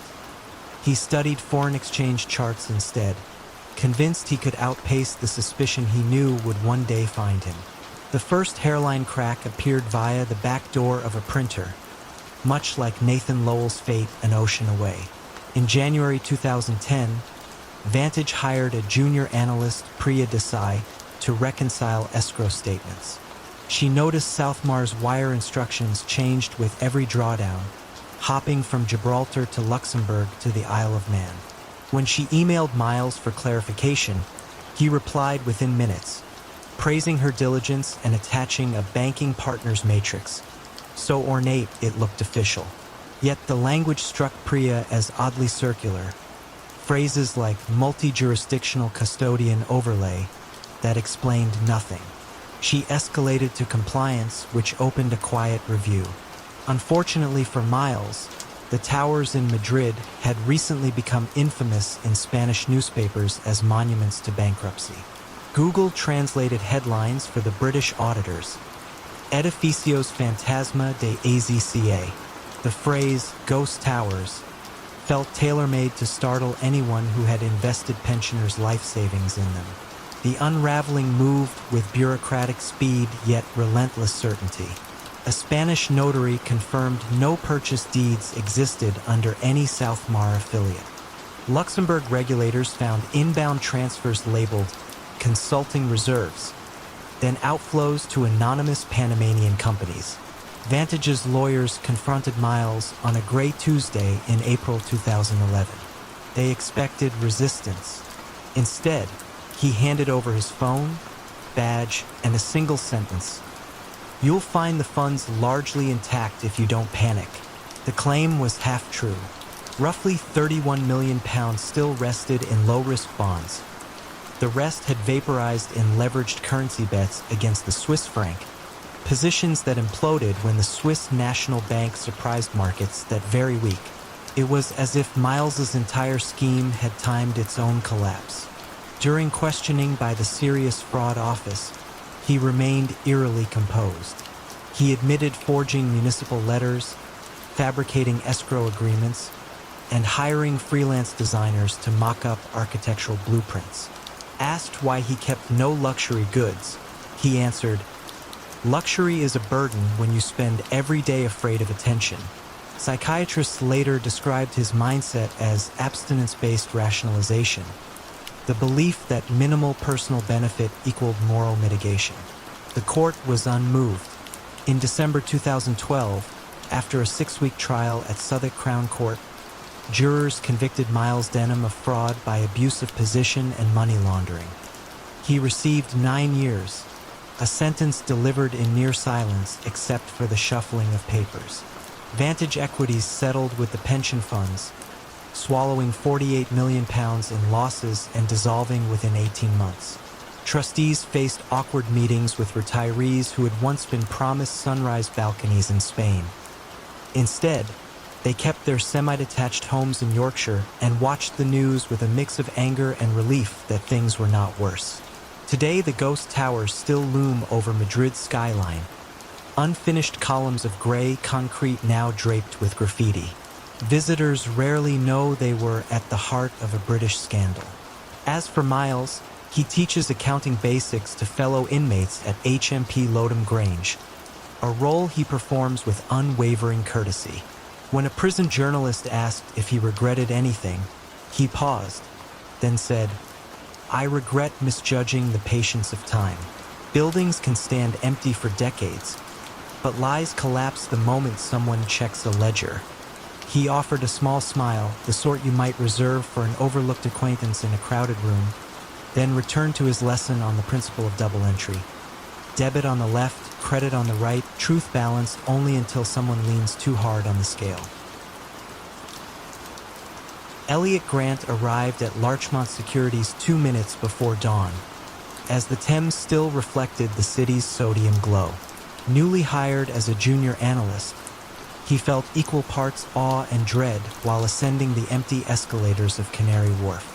Larchmont's trading floor, 3 stories of glass, screens, and murmured forecasts, was whispered about in business schools as the place where fortunes appeared out of thin air. What no brochure mentioned was that the firm's real engine worked after sunset, in hushed phone calls and coded texts that never grazed a Bloomberg terminal. At the center of that undercurrent stood Victoria Havers, head of European mergers. She was in her mid-40s, with the posture of a dressage rider and a smile that rarely reached her eyes. Colleagues called her the Oracle, half in reverence, half in fear, because Victoria anticipated corporate takeovers with uncanny precision. When she recommended a client buy shares of a sleepy Dutch chemical maker, the company received a $6 billion acquisition offer a week later. When she hinted that a Spanish telecom giant looked overvalued, its shares plunged on rumors of accounting trouble none had yet reported. Elliot, assigned to Victoria's team, watched her work with almost childlike wonder. Late evenings, he delivered printouts to her corner office, where she sat alone, humming faintly, eyes fixed on nothing visible. One night, he risked a question. "How do you forecast events nobody else sees?" She lifted her gaze, amused. "There's always a whisper before the storm," she replied. "If you know which corridors carry sound." Elliot soon noticed irregularities.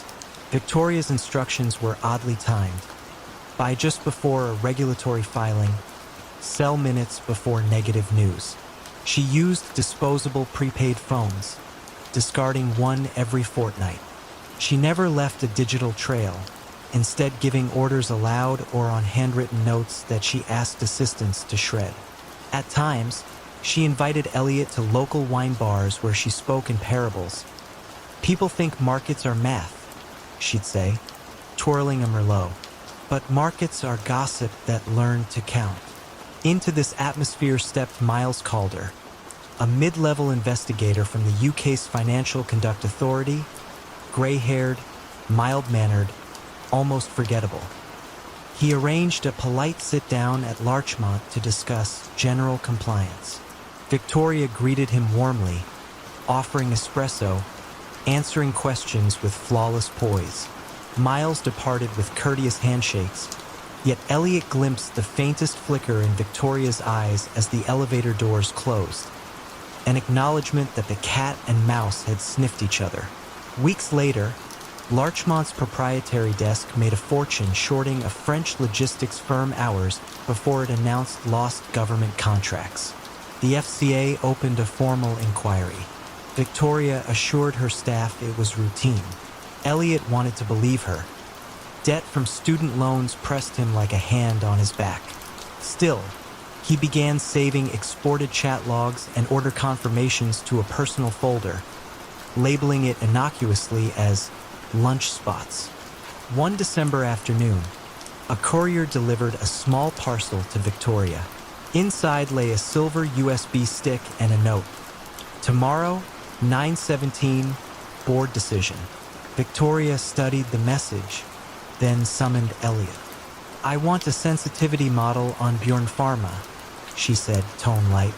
"Use aggressive revenue growth." Elliot knew Bjorn was rumored to be an acquisition target. He felt a pulse in his ears. That night, he could not sleep.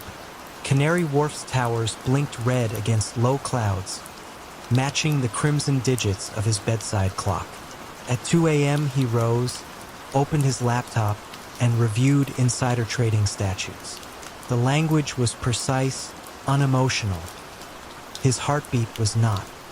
He remembered his father installing windows on construction sites in the Midlands, coming home exhausted yet honest. Elliot closed the laptop and stared into darkness until dawn. The trading floor buzzed at 9 o'clock. Victoria stood behind Elliot's chair, voice gentle. Place the order at 9:15 sharp. He entered the ticker, hovering over the keyboard. 9:14, 9:15, 9:16. His finger trembled. At 9:17, the share price leapt. Someone else had pulled the trigger. Victoria's calm expression flickered, just once, before she walked away without comment. That evening, Miles Calder reappeared, unannounced, flanked by two colleagues. Compliance officers escorted them to an interview room. Whispers rippled across desks. Victoria was led in first. Elliot waited on a bench, palms sweating. Through frosted glass, he saw silhouettes. Miles leaning forward, Victoria's poised shoulders. An hour passed. When she emerged, her jacket was immaculate, but her eyes looked hollow, like rooms after furniture is removed. She nodded at Elliot almost kindly, then left with the investigators. The firm suspended trading in Bjorn Pharma positions. The FCA froze related accounts. Rumors spread that Victoria's source was an IT contractor at a London law firm, smuggling merger documents for cash and a promise of escape from debt. The silver USB was his dead drop signature. Under questioning, Victoria allegedly claimed she'd acted out of professional imperative, the need to deliver results in a culture that worshipped prescience. Days later, Elliot found an envelope on his keyboard. Inside, a handwritten note for the corridors, and a modest pair of noise-canceling earbuds. No signature, but the handwriting was Victoria's. He realized it was half a joke, half a benediction. Shield your ears from whispers or be claimed by them.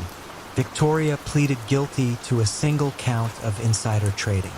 She received a 4-year sentence, light by headline standards but heavy for a woman who once dictated markets with a phone call. The IT contractor received 18 months and deportation.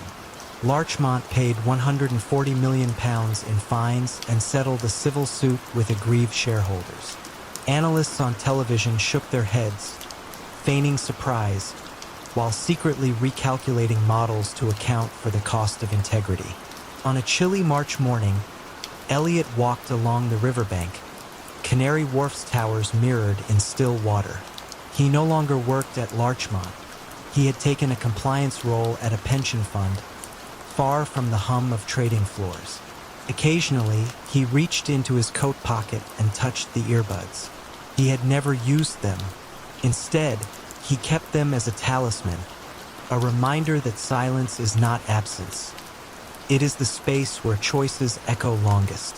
He paused beside the water, listening. The city hummed. Buses, footsteps, distant sirens. Somewhere, corridors still carried whispers.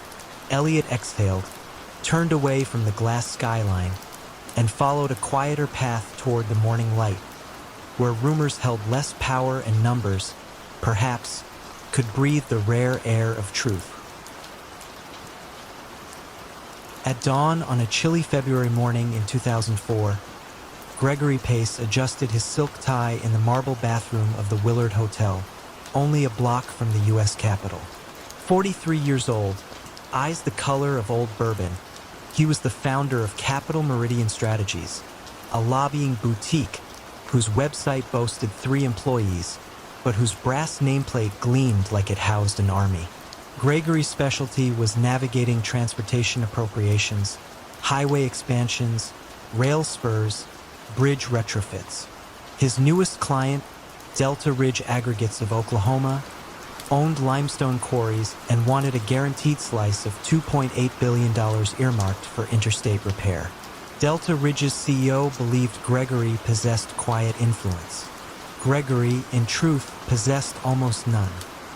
His last big win had been a commemorative post office naming. But he understood something more valuable than leverage. the price of desperation on both sides of a handshake. Senator Raymond C. Haskins of Missouri chaired the subcommittee controlling the highway bill. Long hailed as squeaky clean, Haskins now nursed a re-election campaign hemorrhaging funds after a brutal primary. Pollsters whispered that a single negative ad blitz could tip the seat. Gregory saw the senator's vulnerability as a fault line ready to split. Phase 1 began with innocuous courting.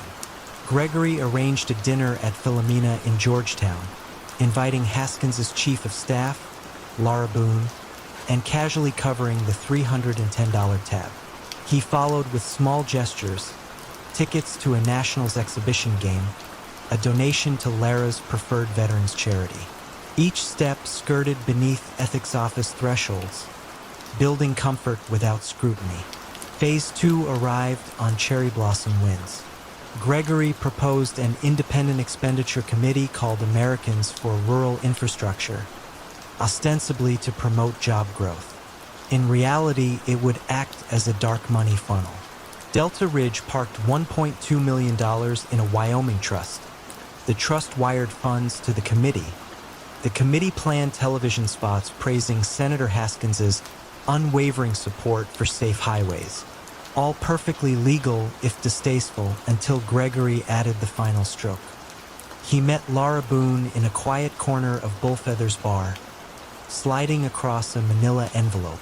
Inside lay a draft amendment, 4 lines of legislative language that, when inserted into page 781 of the 1,600-page highway bill, would redefine strategic material supply zones to include quarries within 50 miles of Delta Ridge's sites.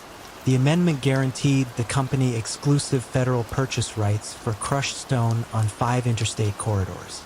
Estimated value, $240 million over 6 years. The quid was the ad campaign. The quo was the senator's signature to file the amendment without fanfare.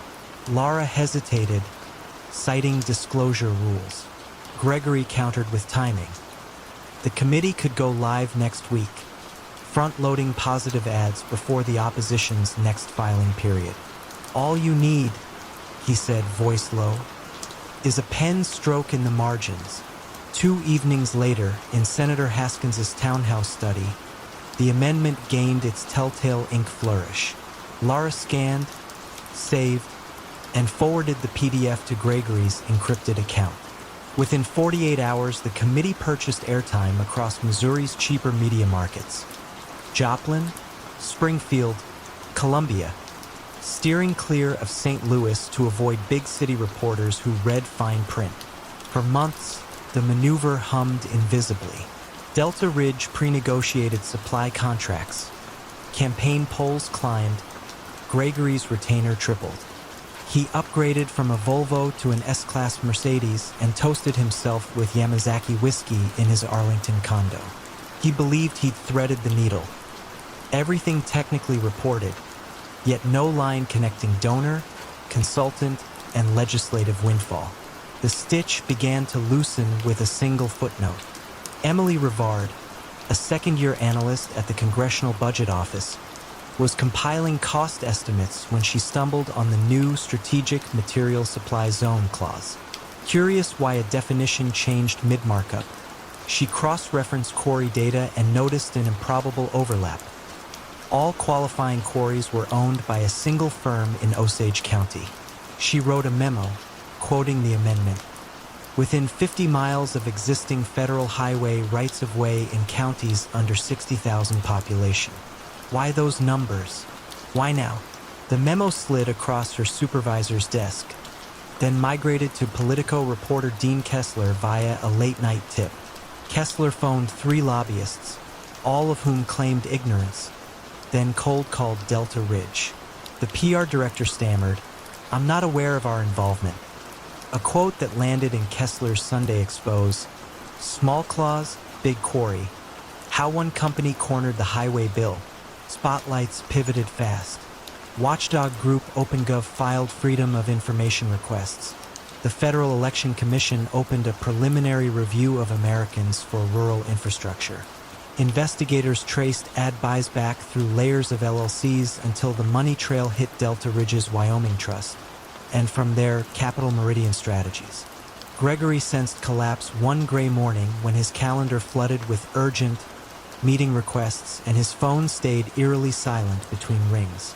He walked to the Capitol Visitor Center Cafe, coffee cooling in his grip, and saw his own name scroll across CNN's ticker beneath a headline about pay-to-pave politics. Panic nudged calculation aside. He booked a one-way ticket to Lisbon, planning to disappear into consultancy work for EU startups. But the FBI, alerted by the FEC's cross-referral, intercepted him at dullest moments after he cleared TSA, searching his carry-on to find a flash drive labeled Client Files, Tax. Under interrogation, Gregory tried charm, then indignation, then partial cooperation. He surrendered emails exposing Laura Boone's role and, by extension, Senator Haskins's complicity. Facing a conspiracy charge, Senator Haskins announced he would focus on family and not seek re-election. Laura Boone negotiated immunity for testimony. In federal court, Gregory listened as prosecutors distilled his grand design into 4 lines of statutory text and 1 stream of dark money. They projected a single PowerPoint slide. The jury needed 3 hours. Guilty honest services fraud, wire fraud, and violation of the Federal Election Campaign Act. Sentenced to 7 years at FCI Cumberland, Gregory now teaches a weekly business ethics seminar to inmates earning community college credits. He jokes that he finally became the influencer he once pretended to be. The highway bill was amended again, excising the quarry clause. Delta Ridge lost its guaranteed contracts, its stock price sagged, and its CEO resigned. Americans for Rural Infrastructure dissolved under penalty. Late each spring, tourists snap photos beneath Washington's cherry blossoms, unaware that 1 year's bloom hides the ghost of a consultant who learned too late that influence, like limestone, crumbles under relentless scrutiny. Andreas Andy Vogel entered the Bavarian town of Rosenheim in 2002 like a traveling pharmacist from an older century. Smiling, confident, armed with remedies for ailments locals did not yet know they had. At 39, he wore a navy cashmere coat and parted his chestnut hair with geometric precision. He introduced himself as a former Deutsche Bank strategist turned independent advisor specializing in low-volatility income products. What he offered sounded miraculous. A private fund named Alpine Yield Partners that returned a steady 18% per year, every year, with insurance-grade downside protection. Germany's small-town civil servants, teachers, firefighters, postal clerks, had weathered dot-com chaos and wanted safety more than excitement. Andy met them in church basements and coffee houses, pouring apple juice while clicking through pastel slides.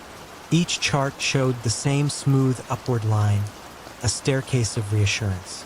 He invoked familiar symbols: alpine peaks, oaks that grew slowly, the solidity of German craftsmanship. Your pensions, he said in a voice just above a whisper, deserve the same sturdiness. Rosenheim's fire brigade invested first, pooling 320,000 euros from a relief fund. Statements arrived monthly, printed on cream paper with an Edelweiss watermark. They displayed tidy gains, precise to the eurocent, never once negative. Word spread to neighboring towns along the Inn River. Soon Andy was driving his silver Audi from hall to hall, collecting checks like a patient gardener harvesting trust. Within a year, Alpine Yield Partners held 14 million euros, almost all from middle-class investors who thought they were too ordinary to attract a seat. The supposed strategy was a basket of asset-backed loans to mid-cap manufacturers overlooked by large banks. Andy sprinkled jargon just sparsely enough to appear transparent.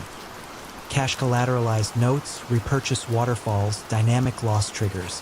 Few listeners understood, but everyone recognized the core promise. 18%, dependable as sunrise. Behind the brochures, Alpine Yield was little more than a checking account at a Munich bank and 2 spreadsheets on Andy's laptop. Deposits flowed in, and for the first 18 months, outflows were minimal. He spent carefully at first: new office furniture, a tasteful lease on a lakeside cottage, a golden retriever named Lucas to complete the portrait of success. Each indulgence felt both earned and temporary, an advance against the larger fortune he would one day legitimize. The first wobble came when a widowed pharmacist asked to withdraw 80,000 euros for her granddaughter's university fees. Andy wired the money the same afternoon, no questions asked, telling himself that liquidity proved credibility. Yet as withdrawals multiplied, unexpected medical bills, a divorce settlement, he realized the balance sheet needed constant fresh inflows. He scheduled more seminars, broadened his radius to Salzburg and Innsbruck, and quietly raised the minimum investment. In 2005, regulators enhanced scrutiny of unlicensed funds after a regional bank collapsed. Andy preemptively hired an external auditor, actually a childhood friend with a dormant accounting LLC. For 4,000 euros, the friend produced a glowing attestation, complete with embossed seal, vouching for Alpine Yield's robust internal controls. Copies went straight into investors' mailboxes, their fears soothed by official-looking paragraphs. But fraud, like rust, accelerates unseen. Andy now skimmed sizable sums to finance a penthouse in Vienna, season tickets at Bayern Munich, and a wine cellar stocked with chateaux names he scarcely could pronounce. Each luxury tightened the knot. A lifestyle requiring constant cash on top of the monthly returns, credited to statements but not actually earned. By late 2006, Alpine Yield reported assets of 48 million euros. The true bank balance hovered near 3 million euros.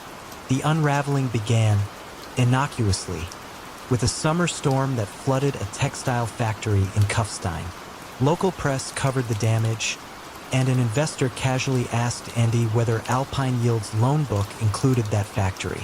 He offered a breezy no, but the question planted doubt. Soon another client requested the fund's prospectus to show his tax advisor. Andy stalled, citing translation delays. Anxiety rippled through the retiree's grapevine. On a cool September morning, the Rosenheim firefighters' treasurer, Ulrich Meyer, drove to Alpine Yield's listed office, a converted villa Andy seldom used. He found the door locked, shades drawn, and a for sale sign leaning against the hedge.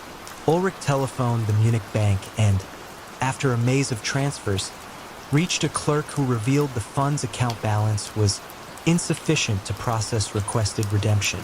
Panic spread faster than Andy could throttle it with calming emails.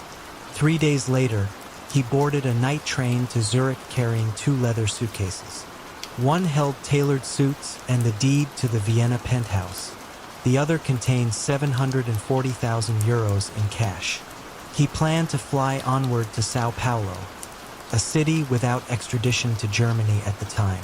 Yet at Zurich Hauptbahnhof, Swiss customs officers performing routine anti-laundering checks noted the unusually thick luggage, crisp euro notes still banded in bank wrappers. Andy produced Rihi, arsed explanations, consulting fees, relocation allowance, but jittery eye contact betrayed him. Officers detained him pending verification. When German authorities received the alert, they matched his name to frantic fraud reports pouring in from Rosenheim. An arrest warrant arrived by fax within hours. News reached Bavaria before Andy crossed the Swiss border. Elderly couples huddled around kitchen radios, hearing that the man who promised 18% was sitting in a Zurich cell. Some wept. Others stared at blank television screens as if expecting them to rewind the last 4 years. Firefighters who once toasted him with beer gathered in their station, helmets hanging like silent jurors. At trial, the prosecution laid out the scheme with clinical patience. Deposits shuffled, statements fabricated in Microsoft Excel, audits forged. The numbers formed a staircase exactly like the chart in Andy's original slideshow, except this time it descended. He stood in the dock, hair unparted now, watching diagrams that stripped his myth to arithmetic. The defense portrayed him as overwhelmed, a lone advisor swallowed by success. The judge remained unmoved. In 2008, Andy Vogel was sentenced to 11 years for fraud and money laundering. Asset recovery teams clawed back 27% of the missing funds. Cars sold, wine auctioned, the Vienna penthouse liquidated. The remainder dissolved into memories and interest payments that never existed. In Rosenheim, the fire brigade hosts a yearly safety lecture. A single empty chair sits at the front row, reserved in silence for the pension whisperer, who once charmed them with promises of steady ascent. New recruits learn the story on their first day, a caution stitched into the unit's oral history. When someone guarantees the impossible, the safest response is to let the offer burn itself out. When Helping Hands International moved its headquarters from Baltimore to Washington, D.C. in 2014, donors welcomed the upgrade. A polished office near DuPont Circle felt worthy of a nonprofit that airlifted medical kits into disaster zones.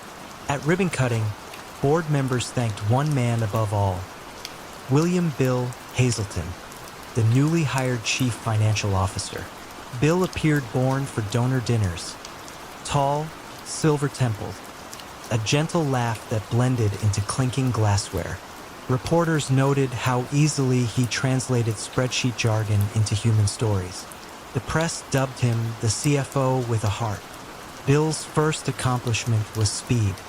Within 6 months, he claimed to have untangled a backlog of restricted grants, releasing $12 million toward field hospitals in South Sudan and portable dialysis units for Haiti.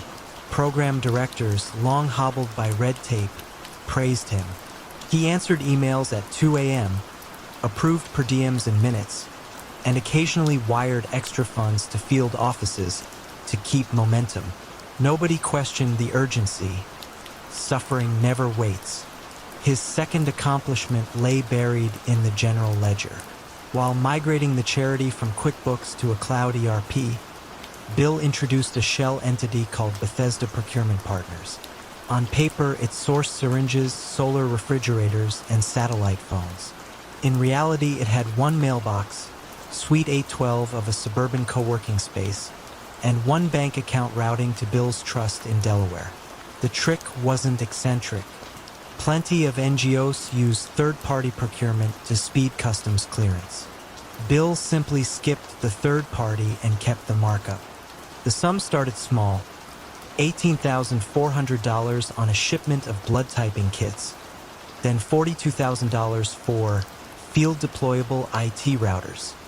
Bills arrived on Bethesda letterhead, paid promptly by accounts payable because Bill had written the new purchasing policy himself.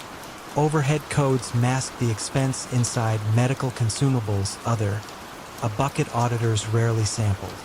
Each quarter bill rounded the markup figure up or down so the totals ended in zeros. Clean numbers soothe anxious boards. In 2017, Hurricane Maria ravaged Puerto Rico. Helping Hands pledged $25 million for generators and water purification tablets. Bill worked the phones non-stop, telling journalists he lived on caffeine and gratitude. He also created 2 new vendors, Carolina Relief Logistics and Horizon Freight Solutions, both essentially Bethesda with fresh logos. As pallets rolled across the Caribbean, Bill looped invoices through the triad of shells, pulling triple margins before the charity ever saw an expense line. By spring 2018, his private take neared $6.3 million. Bill's life remained modest. He kept the same Subaru Outback, still vacationed at an aunt's cottage on Chesapeake Bay, wore bargain rack Oxford shirts. The stolen money went into municipal bond ladders and an index fund labeled Son's Tuition. He convinced himself it was a temporary advance. He would pay it back when donations surged. In late 2019, the board appointed a new audit chair, Dr. Meera Patel, a pediatric surgeon with war zone experience and a stubborn knack for details. Meera disliked how expense memos summarized entire shipments in one-line item. She asked to see underlying bills of lading. Bill smiled, promised PDFs, then blamed an overseas server crash.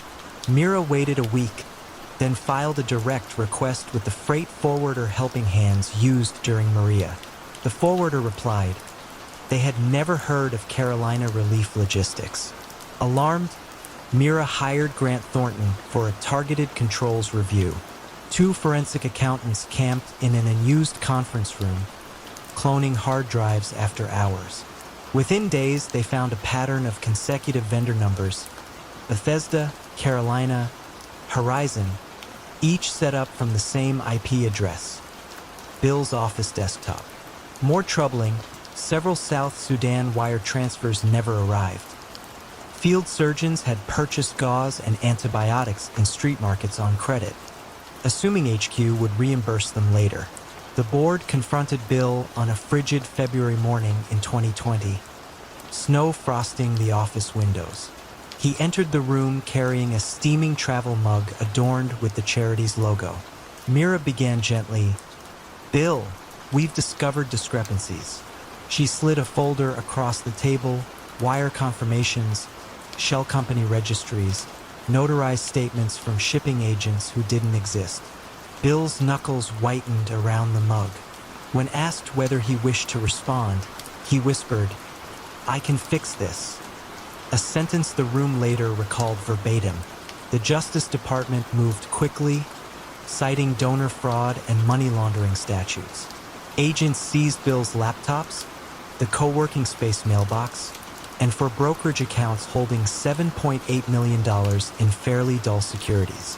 During plea negotiations, Bill returned every cent plus interest, insisting, "I never touched a luxury, just wanted flexibility." Prosecutors countered that theft for any motive erodes the public's faith in giving. He received 5 years in federal prison, the minimum under guidelines after cooperation and restitution. Helping Hands launched a governance overhaul, dual signature payment approvals, real-time grant dashboards, and a vendor creation committee led by Meera. They also published an open letter to donors admitting betrayal and outlining safeguards. Surprisingly, contributions rose the following year. Transparency, it seemed, was the best fundraising campaign they had never planned. Inside FCI Cumberland, Bill works in the facility library indexing medical textbooks. In downtime, he studies nonprofit finance law, drafting articles he hopes will warn future boards. Whether anyone will publish advice from an embezzling CFO is uncertain, but Bill writes anyway, convinced that redemption lives in footnotes and the careful audit of one's own motives. Meera sends him quarterly updates on donated surgical kits reaching South Sudan. Real shipments, real bills of lading, no shells in sight. Bill reads the updates slowly, almost gratefully. As if each invoice number closes a wound he opened with every too tidy zero that once felt like compassion.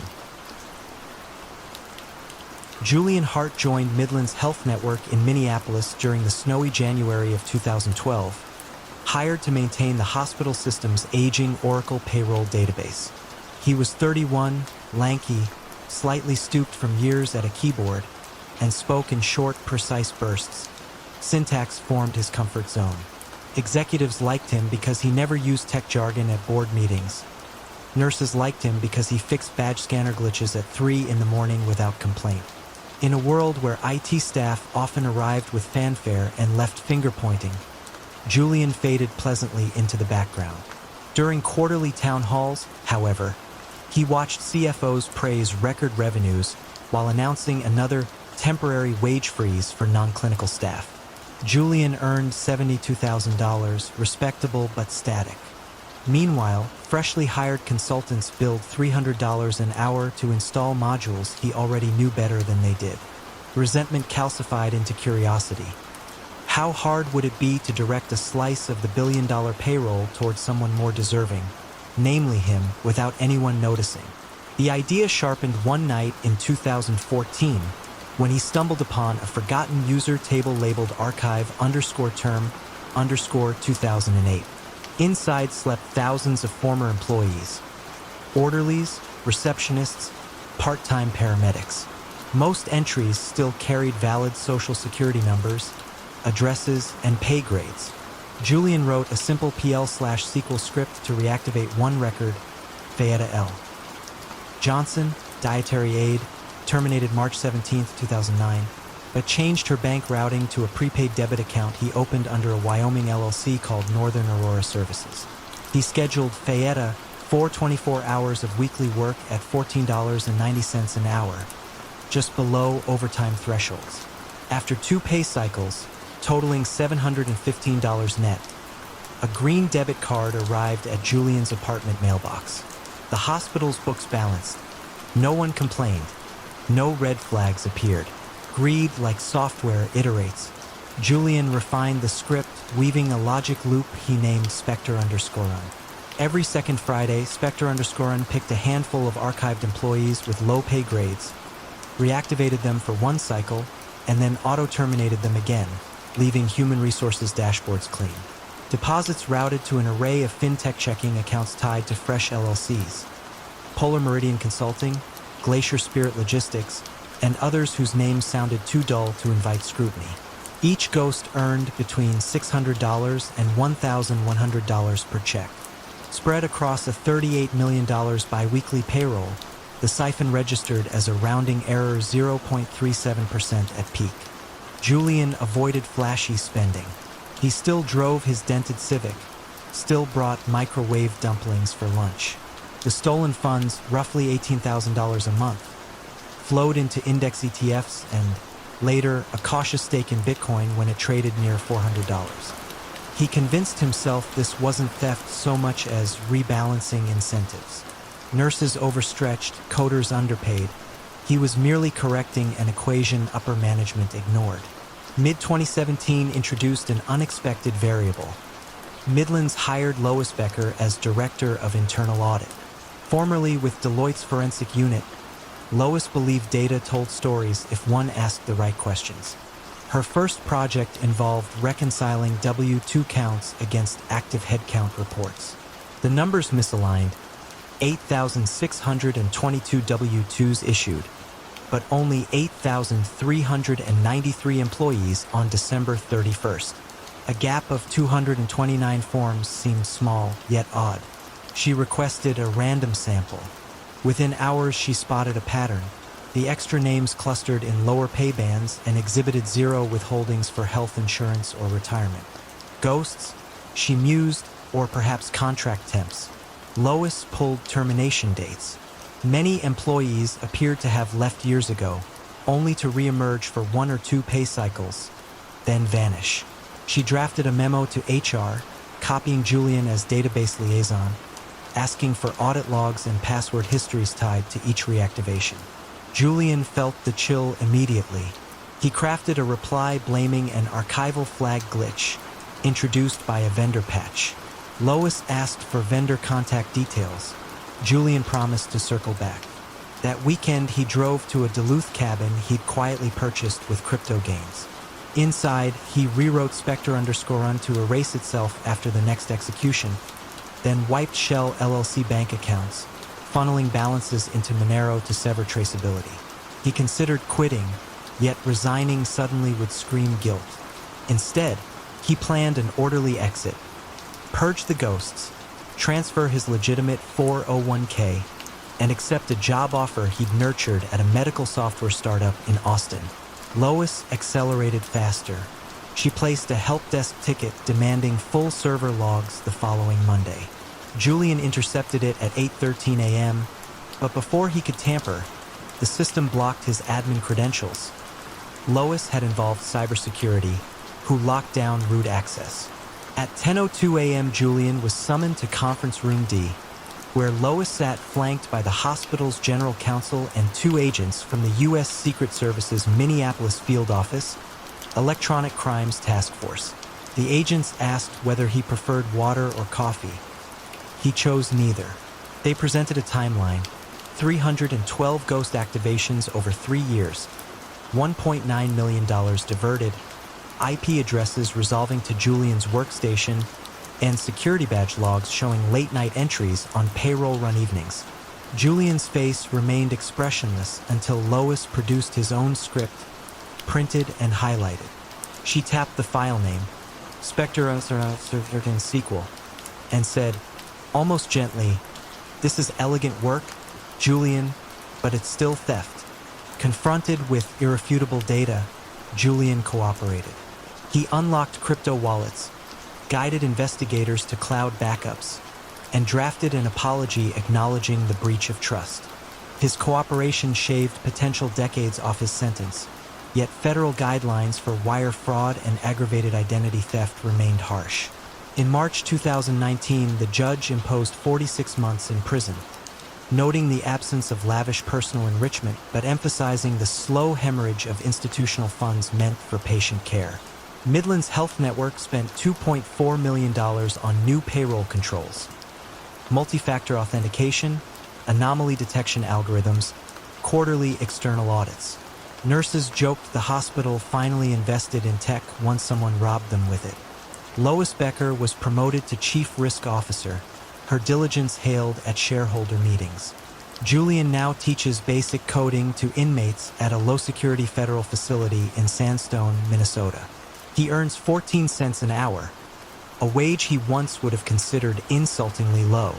On quiet evenings, he sketches software designs on yellow legal pads, ideas that may never compile. The Spectre _ Logic, once his private masterpiece, floats in his memory like a ghost of what ambition can build when ethics fall silent. Marcus Lang arrived at Barclay and Finch in the spring of 2006 wearing a smile that sold itself as humility. He was 32, trim, devout about running 5 miles before dawn, and famous among recruiters for a memory that could recite entire yield curves from the previous decade. The firm stationed him on the London trading floor, 3 screens deep in sovereign debt. He was not yet the fastest voice on the interbank lines, but he listened with monk-like patience, absorbing every rumor, every pregnant pause, and filing each away in the quiet vault of his mind. Patience paid.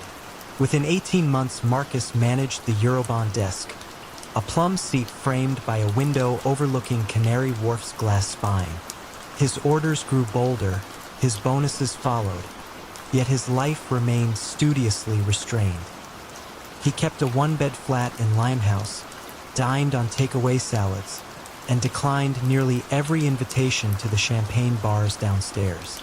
The sales team joked that Marcus's only extravagance was silence. That silence concealed an itch. He had entered finance with the lingering belief that markets rewarded merit alone. Yet each week he watched lesser talents grow rich off accidental windfalls, tips traded over oysters, deals sealed by golf handicaps. Marcus told himself he deserved a shortcut of his own, something tidy, victimless, and surgical. The idea took form one winter night when an American acquaintance, Daniel Reeve, called from New York. Daniel had once clerked beside Marcus at a Chicago exchange. Now he worked in investor relations at Petrotel, a mid-tier telecom rumored to be courting European buyers. Their conversation drifted from weather to family and, finally, to Petrotel's cash-heavy balance sheet. Daniel hinted that a strategic review was underway.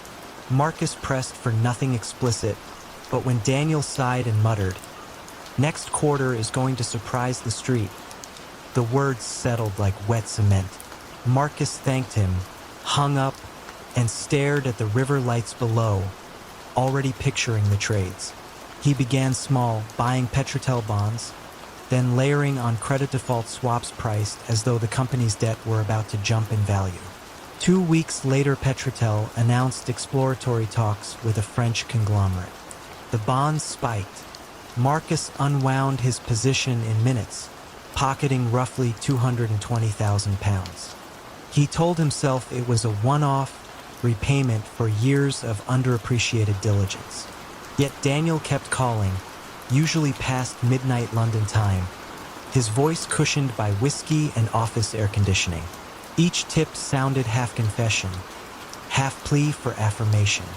Marcus reciprocated with flattery, listening carefully, noting dates and board agendas, then placing trades slim enough to dodge the market's radar but fat enough to fund quiet luxuries.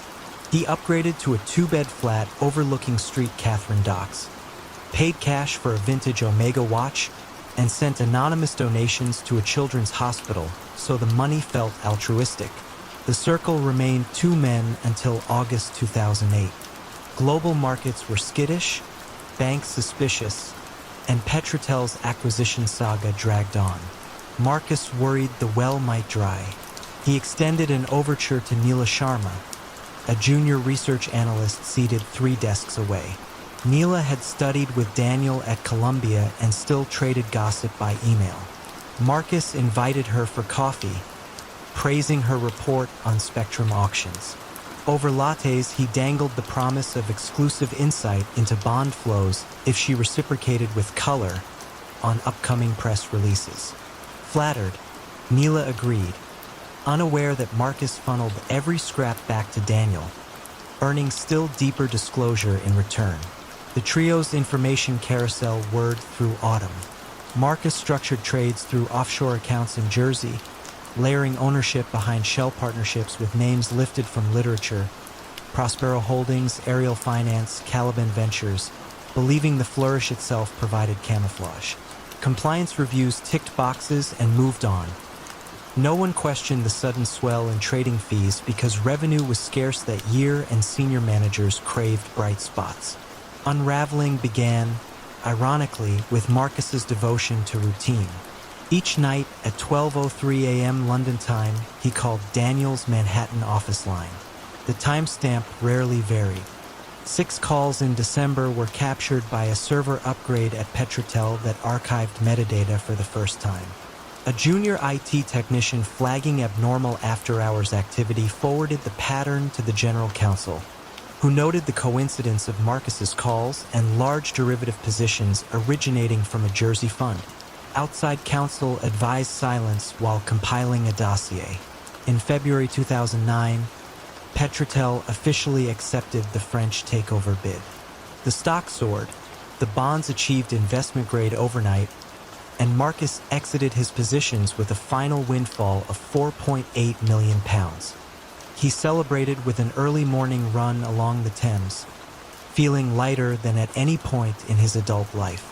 2 hours later, still flushed with endorphins, he reached the trading floor to find 3 stern visitors waiting: a representative from the Financial Services Authority, an investigator from the Serious Fraud Office, and Barclay and Finch's head of compliance. They escorted him to a side room whose frosted glass muted the floor's nervous hum.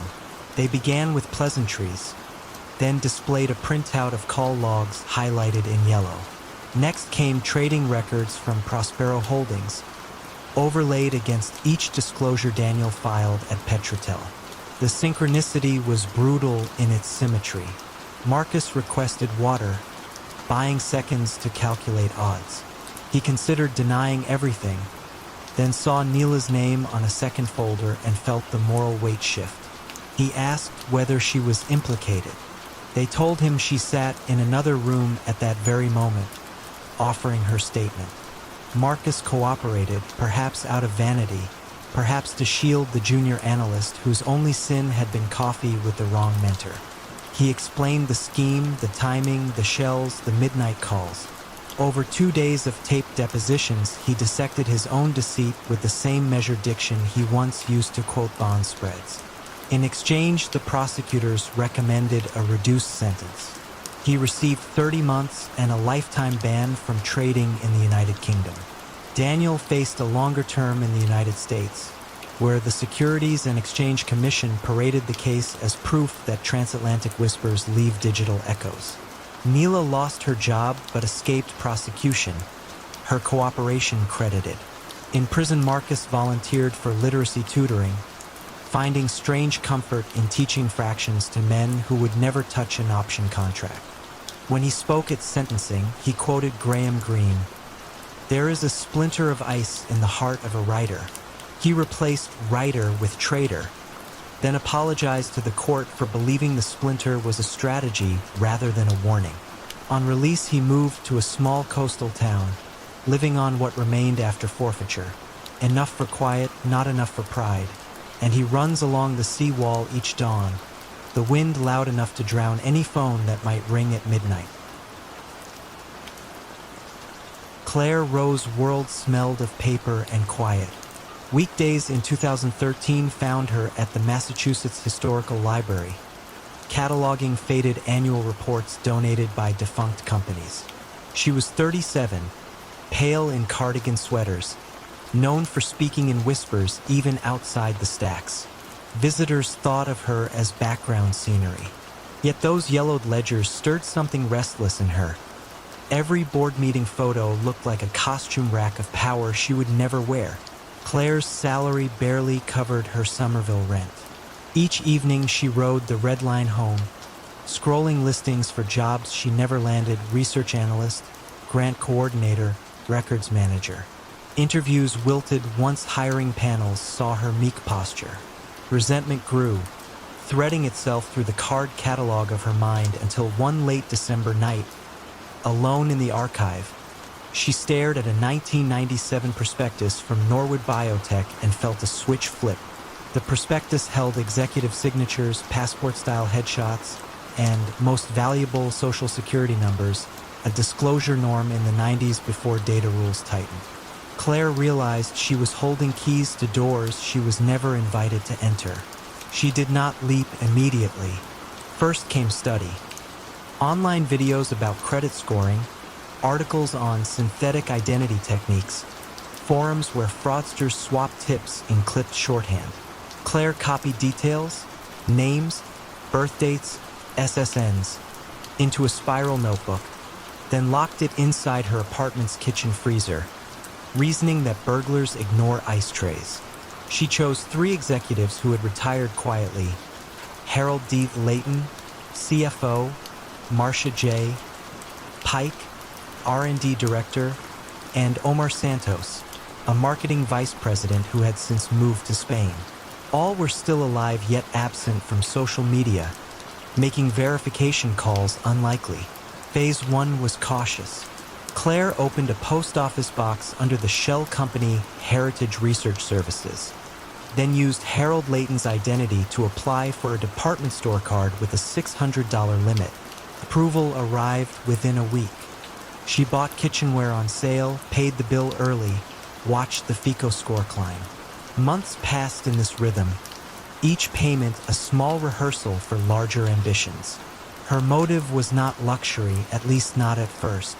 She wanted control, the feeling of speaking and having the world answer yes. By spring, she was juggling 6 cards across her trio of impersonations, each billing address pointing to the same P.O. box. She paid balances with her own modest paycheck, nurturing the credit profiles like seedlings. When limits rose into the tens of thousands, she initiated cash advances, moving funds through online wallets to mask origin, then back into her personal account under memo lines reading, "Consulting." Claire's real life remained unchanged enough to avoid gossip. She still wore thrift store skirts, still ate microwave soup in the staff lounge. The only visible indulgence was a vintage leather satchel she carried with care, its lining stitched with hidden sleeves for forged documents.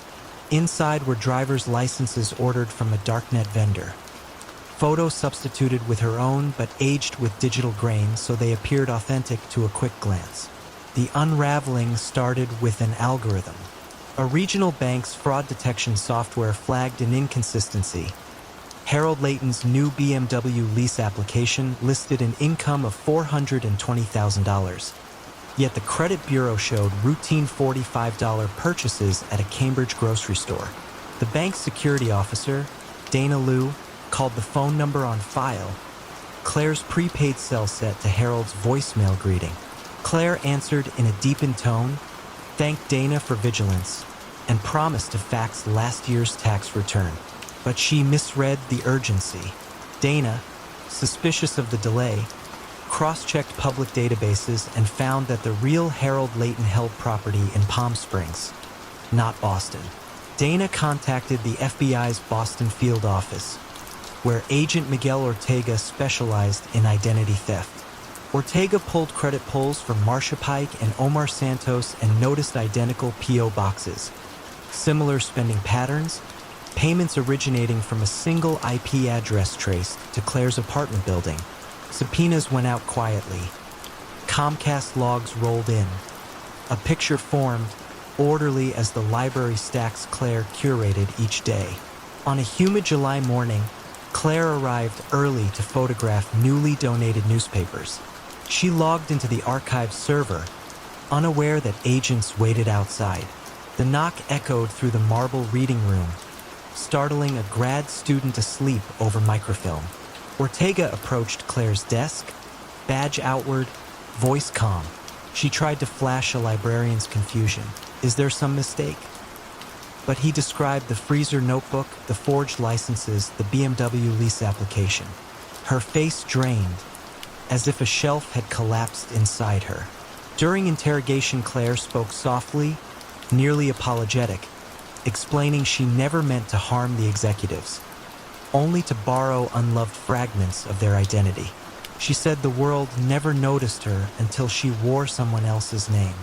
The total theft tallied $312,000, dispersed among credit lines, luxury good resales, and a high-yield savings account labeled Plan B. Court proceedings were quick. The paper trail she once worshipped became evidence against her.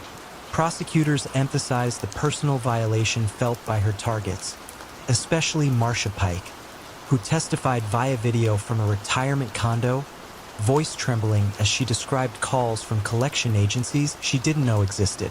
Claire listened, hands folded, cardigan buttoned to the throat, tears pooling but never falling. She received 5 years at a federal women's facility plus restitution. In prison, she worked in the library, cataloging books with the same precision that sparked her crime. Fellow inmates called her professor, asking for resume help and grammar advice. She obliged, grateful for recognition earned under her own name.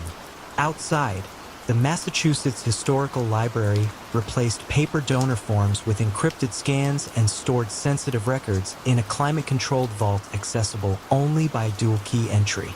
A small brass plaque near the entrance now reads, "Data is history, too. Protect it." Agent Ortega lectures new recruits using Claire's case. He holds up photocopies of the forged licenses, the neat notebook columns, and reminds trainees that fraud can bloom wherever paperwork gathers dust. Somewhere among them, he suggests, another quiet employee may already be thumbing through forgotten files, searching for a name bold enough to wear. When Horizon Nanotech moved its headquarters from Turin to Rotterdam in the spring of 2017, the press releases celebrated a bold new leadership team. At the top of every announcement sat a name no journalist recognized. Dr. Alessio Marchetti, PhD, MBA, Uring, complete with a soft-focus headshot of a tan man in tortoiseshell glasses. Industry outlets dutifully reprinted the bio. Ex-CERN researcher, Stanford Business Fellow, fluent in 5 languages, champion sailor. Yet no one could recall interviewing him, seeing him on a panel, or even connecting on LinkedIn. In Europe's tight nanomaterial circle, this was curious but not alarming. Startups often surfaced from stealth mode, led by prodigies who preferred labs to limelight. Inside Horizon's glassy new offices, the CEO's suite stayed perpetually dark. Staff attributed the absence to nonstop travel, fundraising in Zurich, procurement in Shenzhen, regulatory meetings in Brussels. His instructions arrived by encrypted email, always courteous, always precise.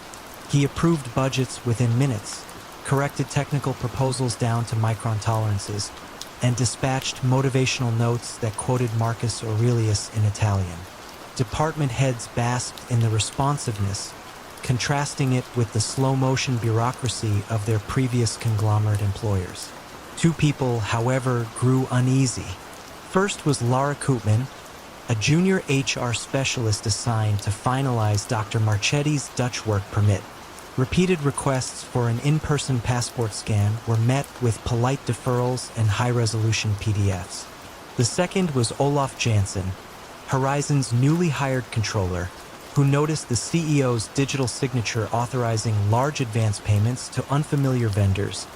Euro 480,000 to Titansies Consulting, 310,000 euros to Blue Horizon IP Holdings, 275,000 euros to Ethon Advisory. Each invoice referenced strategic acceleration services, but lacked deliverables. Olaf flagged the pattern in a memo to CFO Martin Willems, who brushed it off as standard founder relationships. Horizon seemed to thrive. Revenue projections quadrupled on the promise of a breakthrough battery membrane. Venture capital flowed, 42 million euros in Series B, then a 15 million euro bridge round. Investors praised the Marchetti vision and circulated the same photograph in pitch decks. Yet when a German trade magazine requested a factory tour and on-camera interview, Dr. Marchetti's office suggested a rain check due to patent filing sensitivities. Months stretched. The rain never cleared. Lara finally pushed. Immigration authorities required original documents by March 2019. She emailed the CEO, CCING legal counsel, warning that non-compliance risked fines. The reply arrived at 2:07 a.m. "I will be in Rotterdam next week. Let us meet then." She booked a conference room, alerted reception, and waited nervously on the appointed day. Noon approached, then 2, then 5. No visitor badge issued, no phone call, just silence. That evening, Lara discovered her access to the HR database had been downgraded from edit to read-only. Meanwhile, Olaf drilled deeper into the vendor payments. He traced Titansies Consulting's Chamber of Commerce record to a mailbox in Malta. Blue Horizon listed a director with an address matching a co-working space in Tallinn. All three entities shared the same Swiss IBAN prefix. Olaf confronted the CFO again, armed with spreadsheets. Willem sighed, closed his office door, and admitted he'd never met Dr. Marchetti either. "But the board has," he said. "They recruited him." That statement unraveled within days. Board chairwoman Elizabeth Ryder confirmed via speakerphone that her interviews with Marchetti took place on Zoom, video off, due to poor bandwidth while he was in rural China. She possessed no passport copy, only a notarized letter attesting to his credentials, signed in Zurich. When pressed, she realized she had never verified the notary's authenticity. Pressure built like a slow leak. Lara's immigration deadline passed, triggering a government audit. Olaf's vendor memo escalated to external auditors from KPMG, who demanded face-to-face verification of the CEO under anti-money laundering statutes. Emails to Marchetti bounced with an automated message: "Server undergoing maintenance." Phone calls routed to voicemail in Italian. The board convened an emergency session, dialing every number they had. No one answered. KPMG's forensic team imaged company servers. Within 48 hours, they revealed that all emails from the CEO originated from 2 static IP addresses in a dorm-style apartment complex on the outskirts of Milan. Cross-checks with telecom data showed the subscriber name: Giorgio Bianchi, age 51, a freelance technical translator with a minor fraud conviction from 2008. Investigators raided the apartment at dawn. Inside, they found 3 laptops, a green screen backdrop, professional lighting, and a folder of stock photo headshots, including the one used for Dr. Marchetti. Bianchi confessed with unsettling calm. He had answered a darknet ad titled "Corporate Roleplay Opportunity, Italian Native Preferred." The recruiter paid €5,000 a month to masquerade as a pan-European executive, drafting emails from templates and signing documents generated by an AI language model. He never suspected the scale. They said it was a performance art investment project. He provided login credentials to an encrypted Proton Mail account that contained thousands of CEO emails. Many CCING someone called Stratos. No surname, no contact details, just a single reply to alias. Stratos at protonmail.com. Law enforcement traced the Swiss bank transfers to a layered cascade of shell companies ending in Belize. Funds by then totaled €22.4 million, nearly half Horizon's raised capital. Withdrawn in cryptocurrency weeks before the Milan raid, Stratos vanished from all online channels, leaving only a throwaway note in the Proton Mail drafts folder. Artifact complete. Exiting. Horizon Nanotech imploded. Payroll halted. Suppliers demanded cash. The Dutch Economic Crimes Unit sealed servers pending seizure. Employees gathered in the cafeteria, stunned that the charismatic, omnipresent CEO had been nothing more than a well-crafted phantom. One engineer whispered, "We took orders from a JPEG." In court filings, prosecutors described the scam as executive-level identity fabrication, a twist on classic CEO fraud where perpetrators usually spoof emails for quick wire transfers. Here, the imposter was the CEO, installed long enough to bleed the company dry. Giorgio Bianchi accepted a 5-year sentence for wire fraud and identity theft, reduced for cooperation. The mastermind behind Stratos remains unidentified. Europol lists the case as active but cold. Olaf now consults on internal control design, warning startups that charisma in absentia is the ultimate red flag. Lara switched to a non-profit clinic where every new hire must present physical ID, in person, no exceptions.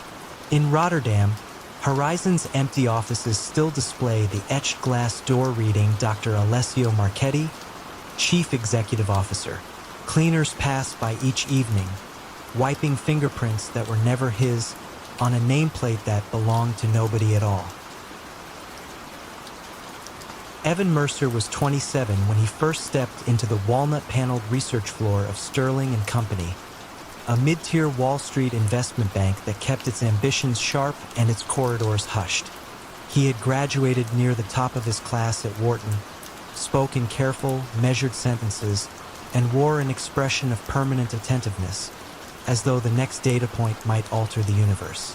By 2005, he was the junior lead on semiconductors, authoring reports that could nudge billions of institutional dollars with a single upgraded rating. Evan's apartment in Murray Hill was small enough that the glow of his Bloomberg terminal illuminated both the kitchen counter and the rumpled sofa where he sometimes slept after marathon earnings seasons. 2 framed photographs occupied his nightstand. One showed his mother and younger sister, Chloe, grinning in matching hospital gowns during Chloe's 3rd round of dialysis. The other captured Evan and his college roommate, Daniel "Danny" Falk, caked in blue paint at a Penn football game. Danny had parlayed a risk-taking instinct into a 2-man hedge fund operating from a sublet in Tribeca. The fund's performance was mediocre, its assets barely scraping $30 million. But Danny radiated certainty that one decisive play could propel them into notoriety. Their paths crossed again at a charity gala for kidney research, where Evan had volunteered to man the coat check. Between silent auctions, Danny asked how Sterling's restricted list reports were shaping up for the coming quarter. Evan raised an eyebrow, half amused, half wary. Danny laughed it off, yet planted a seed. "One brilliant trade, Ev, and Chloe's medical bills are handled for good." Evan dismissed the suggestion, at least until Chloe's newest specialist estimated transplant costs north of $300,000 after insurance. He ran the numbers against his analyst salary, his modest bonus, his scant savings. The tidy rows refused to align. Meanwhile, Sterling upgraded Haviland Micro Devices to strong buy, but embargoed the report for 48 hours while the legal team cleared language. Evan alone understood the phrasing was final. Share price would likely jump by double digits once the note hit the terminals. The next evening, pacing his living room, Evan called Danny. He spoke in code, referencing an upcoming sunrise and a clear sky for Silicon. Danny didn't need a translator. He bought call options in a half-dozen client accounts, careful to disperse orders across multiple brokers to avoid notice. 2 days later, when Sterling's report published, Haviland surged 13% before noon. Danny sold, netting just over $1.1 million. His text to Evan read simply, "Chloe's sunrise." Evan wired $150,000 to his mother that afternoon, citing an early bonus. She wept with relief. The method felt, to Evan, morally ambiguous yet strangely compassionate, like smuggling food into a besieged city. He convinced himself it would end there. It did not. Danny pressed for one more dawn, and Evan, soothed by the ease of the first score, obliged.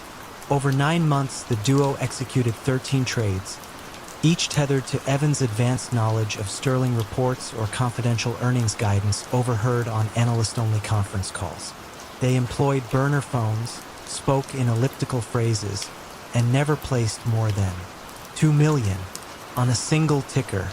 Danny's fund posted a dazzling 42% return, attracting new capital and even a brief mention in Barron's. Evan's bank account, routed through a private trust, ballooned quietly to $680,000. Yet markets are oceans threaded with unseen nets.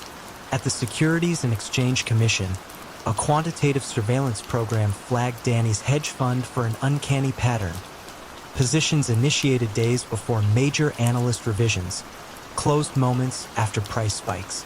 The algorithm assigned the fund a bright red anomaly score and forwarded the file to senior investigator Lynn Tran, whose talent lay in spotting stories hidden inside spreadsheets. Tran traced phone records, noting repeated late-night calls from Danny's prepaid number to one registered to Evan Mercer. She subpoenaed tower pings, placing both devices in the same cell sector during critical windows. Still, suspicion is not proof. Tran needed a wiretap, and for that, she required the U.S. Attorney's Office. Assistant U.S. Attorney Claire Medina, herself a former trader, signed the affidavit within hours. On a drizzly evening in March 2006, Evan met Danny at a midtown sushi bar. They ordered unagi rolls and whispered about an embargo downgrade on a rival chipmaker. Evan, nervous, toyed with his chopsticks. Across the street, in an unmarked van, agents monitored audio. When the recording captured Danny saying, "We'll short at the bell, cover by Friday, same split as before," Medina had her decisive piece. 5 days later, Sterling's compliance chief escorted Evan to a conference room where 2 FBI agents waited. The moment resembled an earnings release turned upside down. Questions delivered crisply, numbers quoted with deadly precision, no room for optimistic guidance. Facing wire fraud and securities fraud charges, Danny lawyered up and called Evan twice from the MCC jailhouse, begging coordinated defense. Evan never picked up. Prosecutors offered Evan a choice: testify against Danny and recommend leniency, or fight and risk 20 years. Chloe's transplant was scheduled for July. Evan envisioned her alone in a waiting room reading headlines about her brother's trial. He signed the plea. In federal court, Evan spoke softly, admitting he used privileged information to enrich myself and others. He described the first decision as a desperate arithmetic problem and every subsequent trade as the interest on that original mistake. Danny glared but said nothing. He would receive 14 years after a bruising jury verdict. Evan's sentence was reduced to 36 months, plus restitution and a lifetime ban from the securities industry. Sterling fired Evan, scrubbed his name from past research notes, and updated compliance protocols. Additional audit trails, randomized embargo periods, psychological profiling for undue financial stress. None of it would reimburse the shaken pension funds that unknowingly bought overpriced shares on those manipulated days. But it offered shareholders a narrative of renewed vigilance. Chloe's surgery succeeded. She visited Evan monthly at Otisville Correctional. Bringing homemade cookies no security guard would allow past the gate. They spoke about books, not markets. Each departure left Evan staring at the receding taillights until they vanished among the hills, a metronome of loss counting down the term of his freedom. When he was released in early 2009, the world had survived a financial cataclysm far larger than his own. Evan took a job tutoring math at a Brooklyn community center, guiding teenagers through algebraic puzzles that, unlike markets, obeyed honest rules. Sometimes he caught himself scanning business headlines, old habits flickering. Then he would close the browser, breathe, and remind himself that some dawns are meant to arrive without whispers. Daniel Ashcroft joined Meridian Sovereign Bank's Zurich branch in 2010, hired to oversee European credit default swap strategy. He was 34, impeccably polite, and quietly obsessed with tail risk charts. Colleagues admired the way he spoke about macro shocks as if describing distant storms, never emotional, always precise. He signed trades with a looping flourish that back-office clerks began calling the sleepy infinity. Meridian Sovereign's balance sheet glittered in annual reports, yet Daniel saw strain hiding beneath leverage ratios. The bank had stuffed short-term commercial paper into long-dated mortgage funds, relying on perpetual rollovers that worked only in tranquil markets. Senior executives dismissed concerns, quoting the AAA rating like scripture. Daniel, too junior to argue in meetings, quietly opened a new tab on his Bloomberg terminal and began charting one-month funding spreads against the bank's internal liquidity buffer. The lines diverged every week. During a conference in Barcelona, he met Phoebe Leroux, an analyst at a Connecticut hedge fund called North Star Capital. They talked over espresso about Basel III quirks. She scribbled her email on a hotel napkin. Months later, when Julius Baer refused to renew a €300 million repo line to Meridian without a punitive rate, Daniel thought of that napkin. He wrote Phoebe an innocuous note, curious how you model rollover risk, and attached a public presentation slide showing Meridian's exposure to floating rate mortgages. The exchange escalated into midnight phone calls. Daniel never transmitted confidential files. Instead, he offered breadcrumbs, subtly altered funding numbers, offhand remarks about delayed asset sales. Phoebe, skilled at inference, reconstructed the bigger picture and began shorting Meridian's subordinated bonds. Daniel watched the spreads widen, feeling both vindicated and invisible. Greed entered on tiptoe.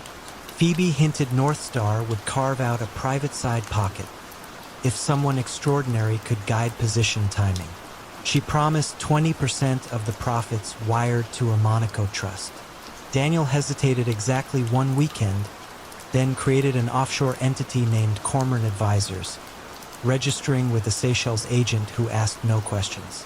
He sent Phoebe a list of 3 dates when he believed the bank's liquidity strain would crest. Month-end periods linked to corporate tax payments. In return, she wired €75,000 as a research retainer. With that payment, the partnership solidified. Daniel learned to conceal clues within innocuous market commentary.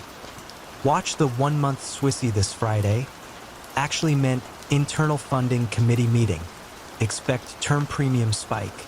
North Star amplified shorts, layering credit default swaps that ballooned if Meridian's 5-year senior debt spread hit 200 basis points.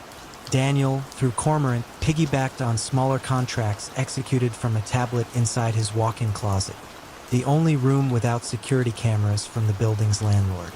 In March 2013, an Italian regional bank collapsed. rattling European funding markets. Meridian's commercial paper auction failed.